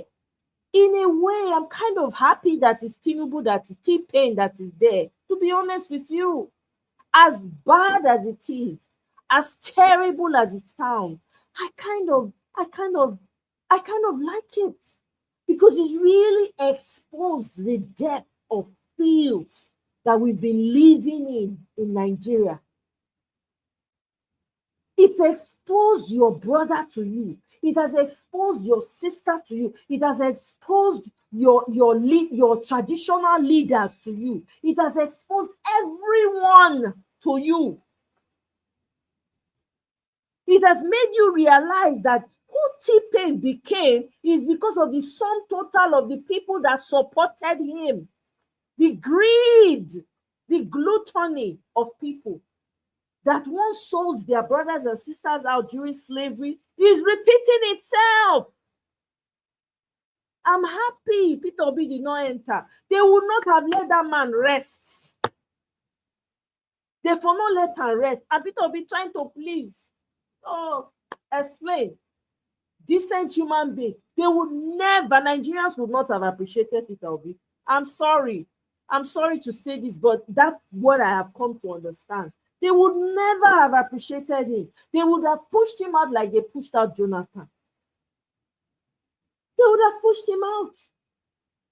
And being the decent human being he is, he would just, okay, well, I've done the best I can. I beg. The suffering of Nigeria never full. It has to be full. That suffering has to be full. It needs to full. You know, when the dam breaks, it needs to get to that point where it breaks. And Nigerians will now be forced to have sense and do the needful. The suffering, the pain, the bulala that T-Pain is giving Nigerians is what is needed right now. It's painful to admit, but I have to say it. It's painful to admit, but I have to say, because T-Pain knows Nigerians. That's why he's smiling. I mean, no matter what you people say, the man will still smile, still travel and go and do his, take care of himself. He knows you. He knows the greedy Nigerians. He knows that you people, you are greedy, gluttons. There's nothing. Say if you talk too much, you just throw money. And look at Buala. Buala that came out was insulting Tinubu. You don't have brain. The brain is a very funny thing. When you vote for Tinubu, you donate your brain. Who is now working for Tinubu? He knows Nigeria. He knows the greedy ones. He knows. He just laughs. He just laughs. Look at him. He's now part of the team, media team. Someone that was heavily criticizing Tinubu. He's now the one that is now part of. They even demoted him. He was talking too much. They knocked him down a notch. We can't, honestly, as Nigerians, so I'm proud to be a Nigerian. I don't care what anybody says. I'm a sum total of what Nigeria is, to be honest with you. Okay? Because anybody who asks where you're from, they don't ask me where you come from. They don't say, oh, what part of Nigeria? Nah, only person when grew up for Nigeria, and they ask me what part. People don't care. They don't send. You say you are from Nigeria, that's all. They move on. Nobody they ask me, so you are from here or you are from. They don't ask. We need to wake up. We need to tell each other the truth and know what we are doing. Otherwise, we go nowhere. You see these tears, it will be long. It will be long. There's no shortcut to it. There's no shortcut. The laws have been set in motion. What Nigeria is experiencing now is needed. The strong hand that is wozzing Nigerians left and right. Nigeria end it. Nigerians end it. The wickedness is too much. The wickedness is too much. The hate for self and brother is too much. The injustice is too much. It's too much. Look at Mohbad. Look at how that young man, powerful talent, just unalive, just like that. Just like that. That boy's unalive. Me, that I don't know the guy, I was moved. I could not rest. I could not rest until I spoke about Mohbad. His spirit was all over the entire universe, crying, tormenting. I'm telling you, that guy had a powerful energy. I could not rest until I talked about Mohbad. Is this Sylvester Romani we want to talk about? Young boy that could have been a big pilot today or tomorrow. Went to school. Forced him to join secret court. Young boy in secondary school. Please tell me what a secondary school kid, what business they have with joining a court. They gave that boy poison to drink. Till today, the children that were responsible for that boy's unalive, do you know that they ran out of that country and they are children of so-called rich people in Nigeria? They flew out their children out of the country so that they do not suffer the consequences of their actions. And those parents think that by flying their children out of the country, it has automatically saved them. I have news for those parents that did that. Because if I tell you that matter still they pay me till today. Say that Oromoni, that Sylvester Oromoni case, they no punish those boys that were involved. I they lie to now. That is still they pay me till today. The parents of those children, when they carry their children run because they feel say they get the money and the opportunity, they will not benefit from it. Their children will suffer the consequences of their action. It might not be today, it might not be tomorrow, but it will catch up with them. It will. Because Sylvester Oromoni na person born na person na born. You see the injustice I'm talking about? That kind of thing happened in Nigeria. Everybody was silent. How many people came out to protest? The school opened up and parents still carried their children to the same school where a child was snuffed out like that. And we want Nigeria to be good. It cannot be good. It's not cause. We have to call these things out. It cannot, until we look ourselves in the faces and say, no, we have to have stiff punishment, repercussions for anyone who does anything. We don't care who it is. What's the other guy's name that went to Deeper Life School? That the mother, one man mopo, that woman dragged the one. If we get like 10 of those women for Nigeria for don't change. If it wasn't for the voice of that boy's mother, who knows what would have become of her child?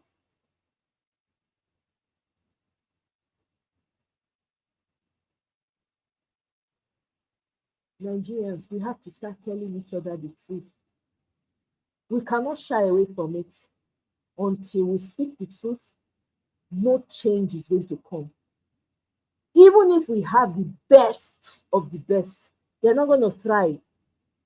Because the demonic people, entities in Nigeria, they are more than, they have silenced the good people. Just look at Labour Party. They have decapitated that party because of one man's ambition As a chairman of a party, when you know nobody knew about your party, one man came and changed that party.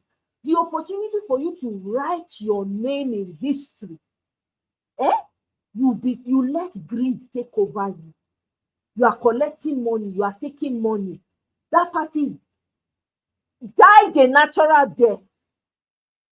You turned it now became a laughing stock because of one man's greed.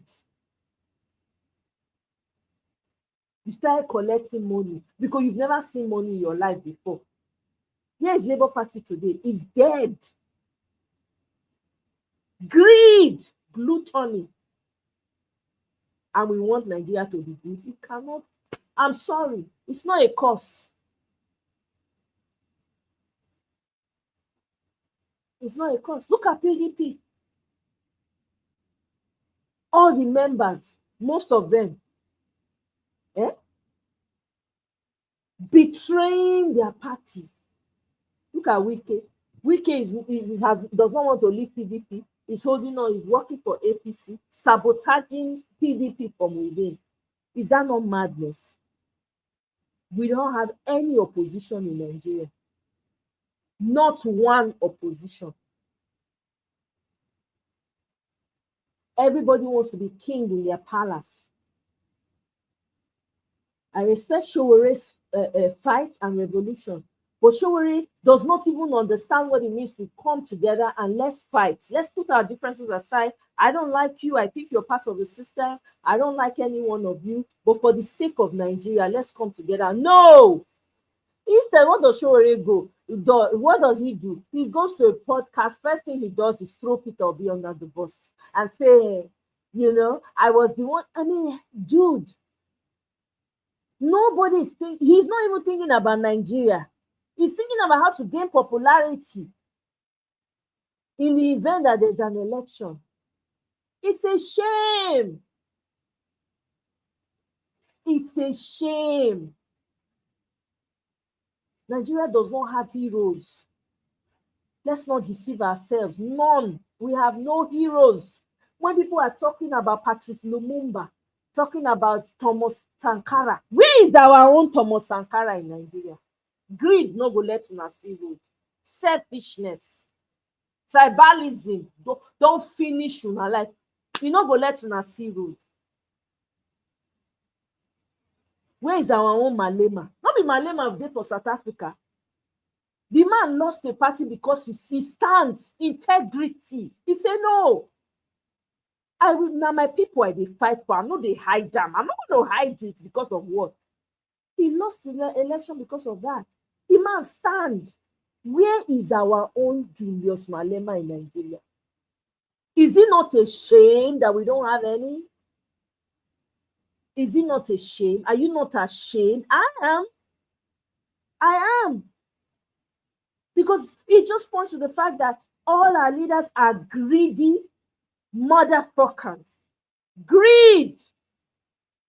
Now to marry woman, join woman, get girlfriend all over, marry their children mate, marry their great-grandchildren mate, so that their great-grandchildren no go see wives marry. They go marry those ones join. Worthless elders, useless, all of them. Look at us, we're like helpless children. We're like orphans, no father, no mother. We are receiving bulala from every angle. Nobody to come to our rescue. Nobody to cry to. If you cry yourself to the next life. They don't care. When you talk, people will say, oh, don't talk about my person. Don't talk about, who is your person? Does your person care that you cannot buy a bag of rice? Does your person care that you cannot afford to pay school fees? We never even touch pastors. Those ones, GOs don't build schools. Their members cannot attend. You people don't find that suspicious. You are not worried. You are not concerned. You are paying tithes and offering, but you cannot send your children to the same school. You have become even poorer from paying tithes and offering. You have no, they ask questions. Nobody don't stage protest, go church, say, this church must shut down. My children cannot go to school. I can't feed myself. No. Greed, selfishness. Then we go back to church the next day. go and praise the same people that's holding them hostage, making them slaves, holding them in bondage. They will go praise the same people. Yes, Daddy. Yes, Gio. Yes, like Mumu, zombies. We are not ready. The suffering in Nigeria needs to. T-Pain should increase it.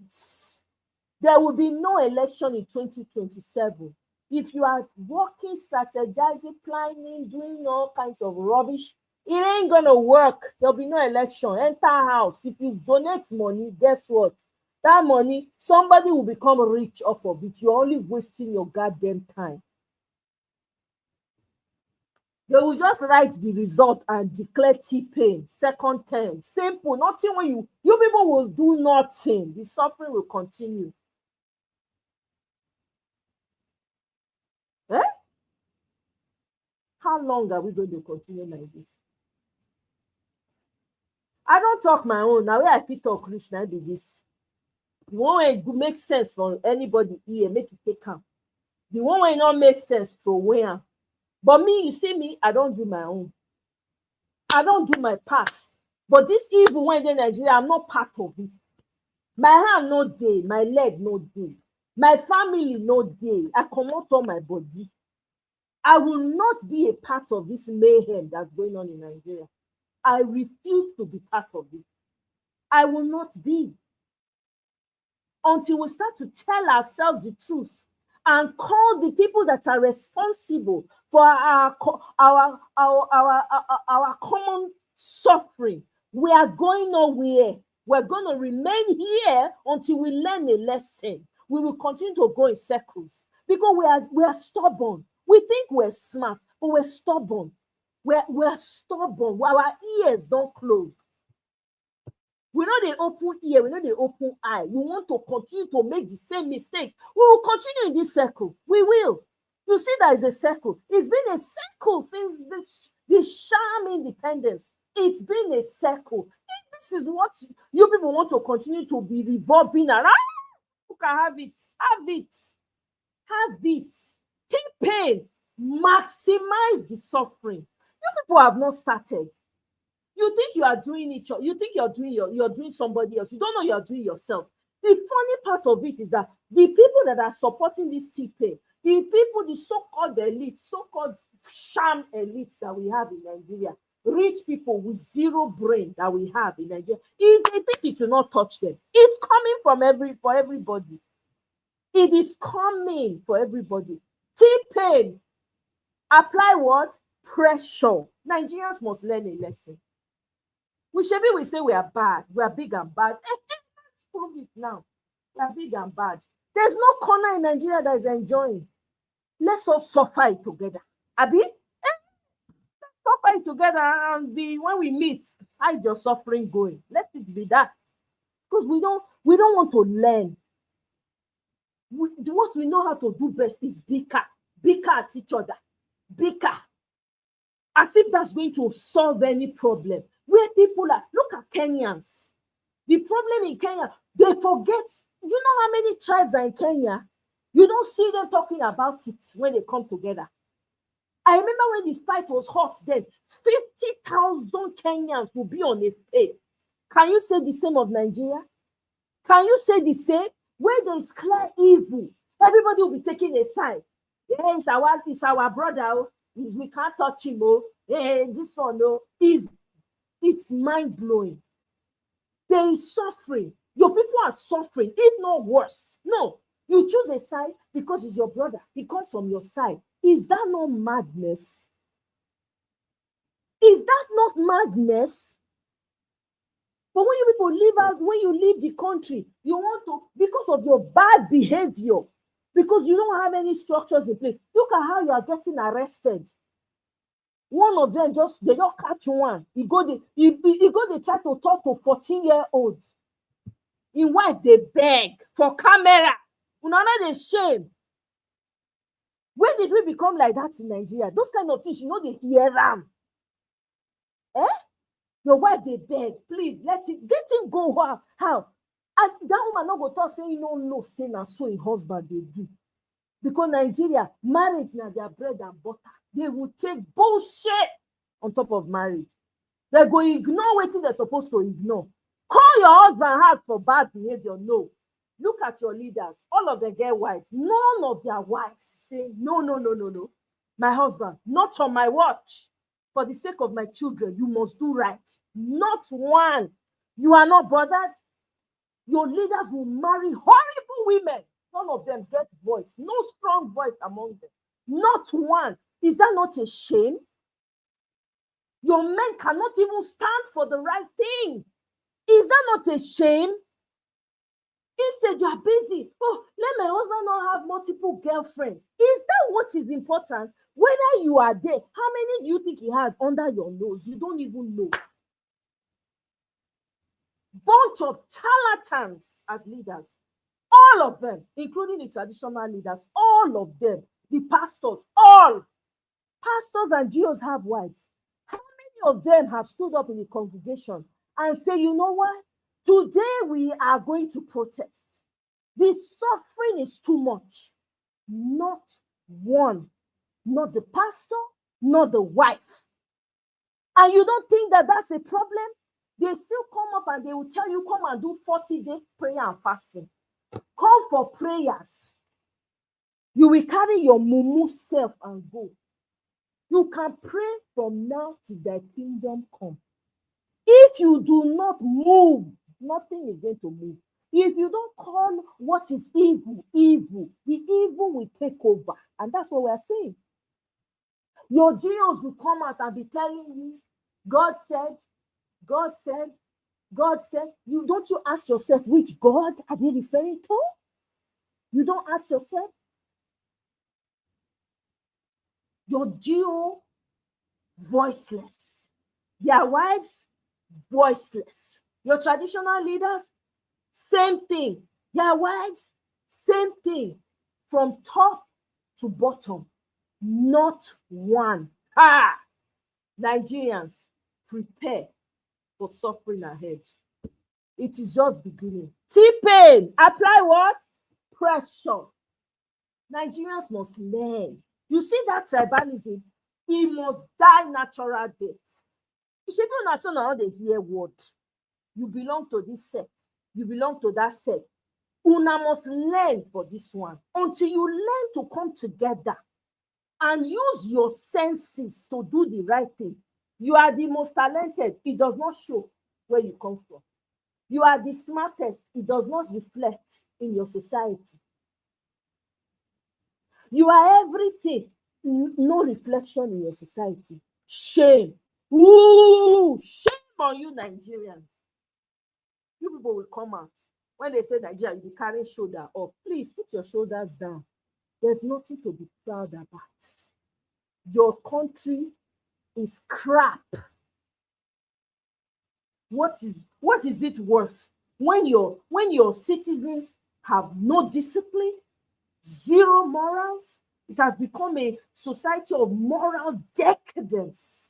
No empathy, no kindness, no love. Even your pastors and GOs, their hearts have become cold. I said it the other day. They keep praying. The prayers no dey pass ceiling. It does not cross the ceiling. I'm telling you, that prayer no dey pass ceiling. Because the evil is too much. The injustice is too much. It will not go anywhere. You are just praying in vain. You can get upset for all you religious prayer machines. Get the heck upset. I want you to be upset. I want you to be so angry that you start to ask yourself questions. But if you can't say you carry madness for head, please respond in my comment section. I'm ready for now. We must deliver ourselves of this sickness, of selfishness, of gluttony, of greed. We must. Of tribalism, of religiosity. I don't care what God you, I don't care what religion you belong to. It is your action that matters most. If you like pray past prayer mantis, if your action not tally, you are wasting everybody's time. You are not better than all the charlatans we see. In Nigeria, now we get church pass.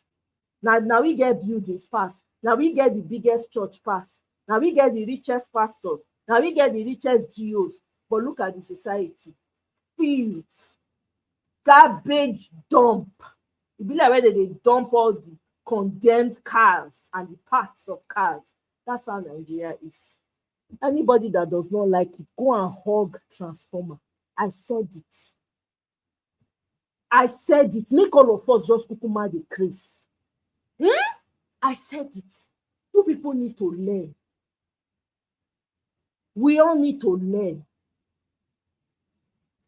We cannot be covering people's asses that don't deserve to be covered. Let's air it out. So we will know where our problem starts. So we will know whether we are rebuilding. Let's know. It's better for us to even be starting from scratch and say, okay, let's start to clear the grass, dig up, till the soil. It's better than this nonsense that we have. It is better. Look at your leaders. They be like crap all over the world. Your leader go show up, he not even be like say anybody show up. He go take picture, they're not even see him because it's dark past darkness itself. Is that life? That whole darkness, when they hover around Nigeria, hover, it go hover around everywhere. Nothing what they do when they work. You do business, nothing they happen. You are losing money instead of making money. You build house, thieves go come take over. I saw a video of somebody's house that they came to raid. Armed robbers came, broke into it. They wrestled with the armed robber for 1 freaking hour. Calling on everybody, nobody showed up. That's the kind of society that Nigeria has become. That is what it has become. But kidnappers will go estate to estate. They'll pick one family today, do whatever they want to do. After they finish, they dump, pick another family in the same estate. I'm like, is that not crazy? The estate people cannot come together, form vigilante, and hijack these people and show them. Anyway, I don't talk the one I fit talk finish. My people, Mr. Chuks Obibo is a welcome. Oh. Yeah, we don't have Julius Malema. We have hey. I don't even want to talk the name. No, we just leave them for there. They have destroyed the Labour Party, destroyed PDP. PDP is a shell of itself. Wike just they dangle. The thing Wike they take them do kalu. Now so Wike don't come them. They toss them up and down the place. Come up for PDP, no. We remain for APC. They destroy PDP from a distance. To me, that's madness. Nobody, we don't have anybody, nowhere, until we save ourselves, until we, the citizens, put aside tribalism, put aside hatred. I don't know where that hatred is coming from. Put aside everything and fight for a common goal. We go nowhere. Maybe now we go form the national unity. Maybe it is in our hands to do it. So if we don't do it, guess what? The children that they are having today, they will be the ones to suffer the consequences of your inaction today. I rest. My people, thank you very much for joining me. Misty, thank you, girl. Mirabel, thank you. Mr. Ferreira, thank you. Kenneth, all of you now do well. I don't rant enough today. Only me 2 hours. I don't know how I did it. I didn't think I would even be able to, but I did. So it's been real. I'll see you on my next one. Bye. Oh, by the way, there's somebody that reached out to me. He says he's from Anambra State and he's looking for an Anambra girl to marry. Biko, please, if you're Anambra and you know somebody that is Anambra, reach out to me. The person say na Anambra specifically, now they look for wife when you want marry. He's ready to settle down. So if you're interested, by any chance you're hearing, you send me an email if you're from Anambra, so I can connect you guys, okay? Mirabel, oh, thank you, my sister. I don't know. I mean, this is what I have to do. I'm not on ground. I feel bad for what's going on in Nigeria, but I realize that it's an us problem. It really is. It's an us problem. We really have a problem. You know, history is not being taught, so we don't know anything. No social ethics. A lot of Nigerians travel abroad, they're getting into trouble never before heard. Never before heard. Eh? Getting into trouble trying to, engage with children. 14-year-old. What do they do with 14-year-old, 12-year-old girl, for crying out loud? They married man with children. That means it's a habit that has been there that was never punished. Yeah? It's sad. It's sad, And our children, they suffer pass. Women and children, and they suffer pass. I watched that video, my heart broke. The woman was begging. Now, what are you begging for? You want to say you didn't know that this man had this terrible habit? Because Nigerian women will cover nonsense just to stay in their marriage. This is part of the problem. How can you be married to someone and you're not calling out their bullshit? You're not trying to help them to be a better version of themselves. Then why marry? Why marry and you cannot talk to the man? I see this kind of thing before. You marry, even my mama will be traditional woman with traditional man. My mama go tell my papa, say, you are not doing it, lie, you cannot, not on my word, sorry. You want my children to suffer the consequences of the action you are taking? Hell to the no, it ain't gonna happen. My own mother used to do it, my dad, at least I saw it. When I see all these women, I'm like, how can you marry a man you cannot talk to, for crying out loud? You want to say you don't see the bad habits? No, Italian, I no lie. My sister, my darling Mirabel, thank you. I don't know if it is. I don't know. Nigeria matter, they pain me for, they bother me. I've tried to give up talking about Nigeria, to be honest. Like, I have, you know what, I'm done. I can't do this. Is crazy. I just can't. This is like, there's no lights. I don't see the lights. But you know what keeps me up? You know what keeps me going? I just remember how I came up in Nigeria, how I grew up. I grew up in a small town. I grew up on a farm. We didn't have much money, but I was never hungry. You don't understand. Food and children are 5 and 6. We have growing children and there's no food in the house. It becomes another problem entirely. So I'm imagining a child growing up in the same condition that I grew up in. Nigeria did not get better. It got worse. So even as I speak, Nigeria was better in my own time. And it was terrible then compared to now. And I feel bad. I'm thinking about that little girl because I had a big dream as a small girl. I had a big dream. I didn't know how it was going to come about. I felt like a big fish in a small pond in my town. That's how I felt as a child. So just imagine there's so many people growing up like that. They can't go to the farm because they might get kidnapped. Bandits might come for them or something, right? They have to buy food. Maybe the parents don't have a job. Now people can't even go to school. They are withdrawing their kids from school because they cannot afford it. And I said, I can't be quiet. I can't. If I'm quiet, it will be great injustice. It will be like I am ungrateful that I had the opportunity to live and become as far as I've gone, and I didn't even bother to look back and help those that's how I feel. I feel a sense of guilt when I don't talk about it, to be honest with you. So that being said, as always, Nigeria issue is sad.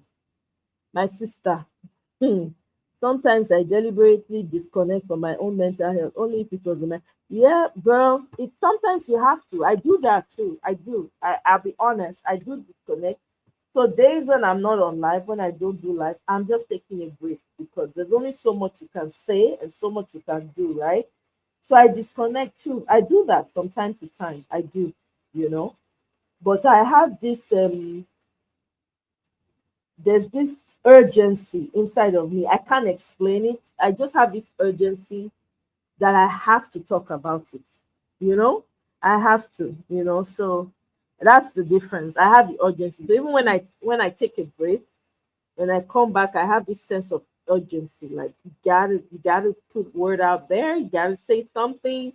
You have to. So that's how it feels for me. But anyway, a luta continua. Victoria is accepta. I have to be optimistic that Nigeria's going to get better, but only if we keep talking and if we keep calling out what needs to be called out.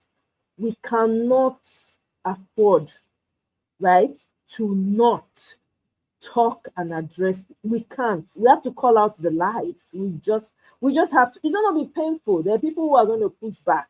I'm aware of that. I don't care. Come push back, but push back with facts. Don't come to my comment section with insults. Do not. If you do, I will block you. We're adults. Come with facts. Let's talk about it.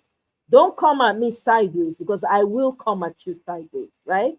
We have to. I'm Nigerian. I have a huge stake in the issue. So I have to talk about it. I don't care whose horse is God. I don't care if it's your brother or if it's your traditional leader. Me, I have traditional leader too. I do. Okay? I have. In my village, I have. So don't come at me. If you are angry, you have sentimental attachment to your traditional leader, that's for your pockets.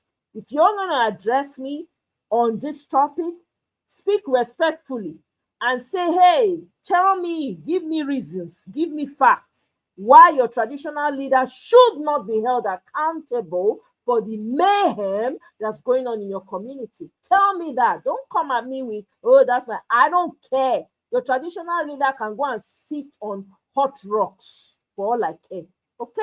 Me, my own prayer, the only prayer I'm praying, that the young ones, that their head is hot, that they are angry. One day they will wake up suddenly and start to cut down branches of trees and march to these traditional leaders, their palaces, and start to flog all the ones that are not performing, start to flog them and pull down their palaces. That's what I said. Now, from my mouth to my ear. Anybody when they crazy, if you are offended, come to my comment section. Let's have a conversation. Thank you very much. I appreciate you all. I love you too, Mirabelle. So good to have you back. I miss Marriott. I don't know where Marriott, wherever you are. I love you and I miss you. So yeah, I certainly will. Thank you so much, Mirabelle. Thank you all so much. I'll see you guys on my next one. Bye.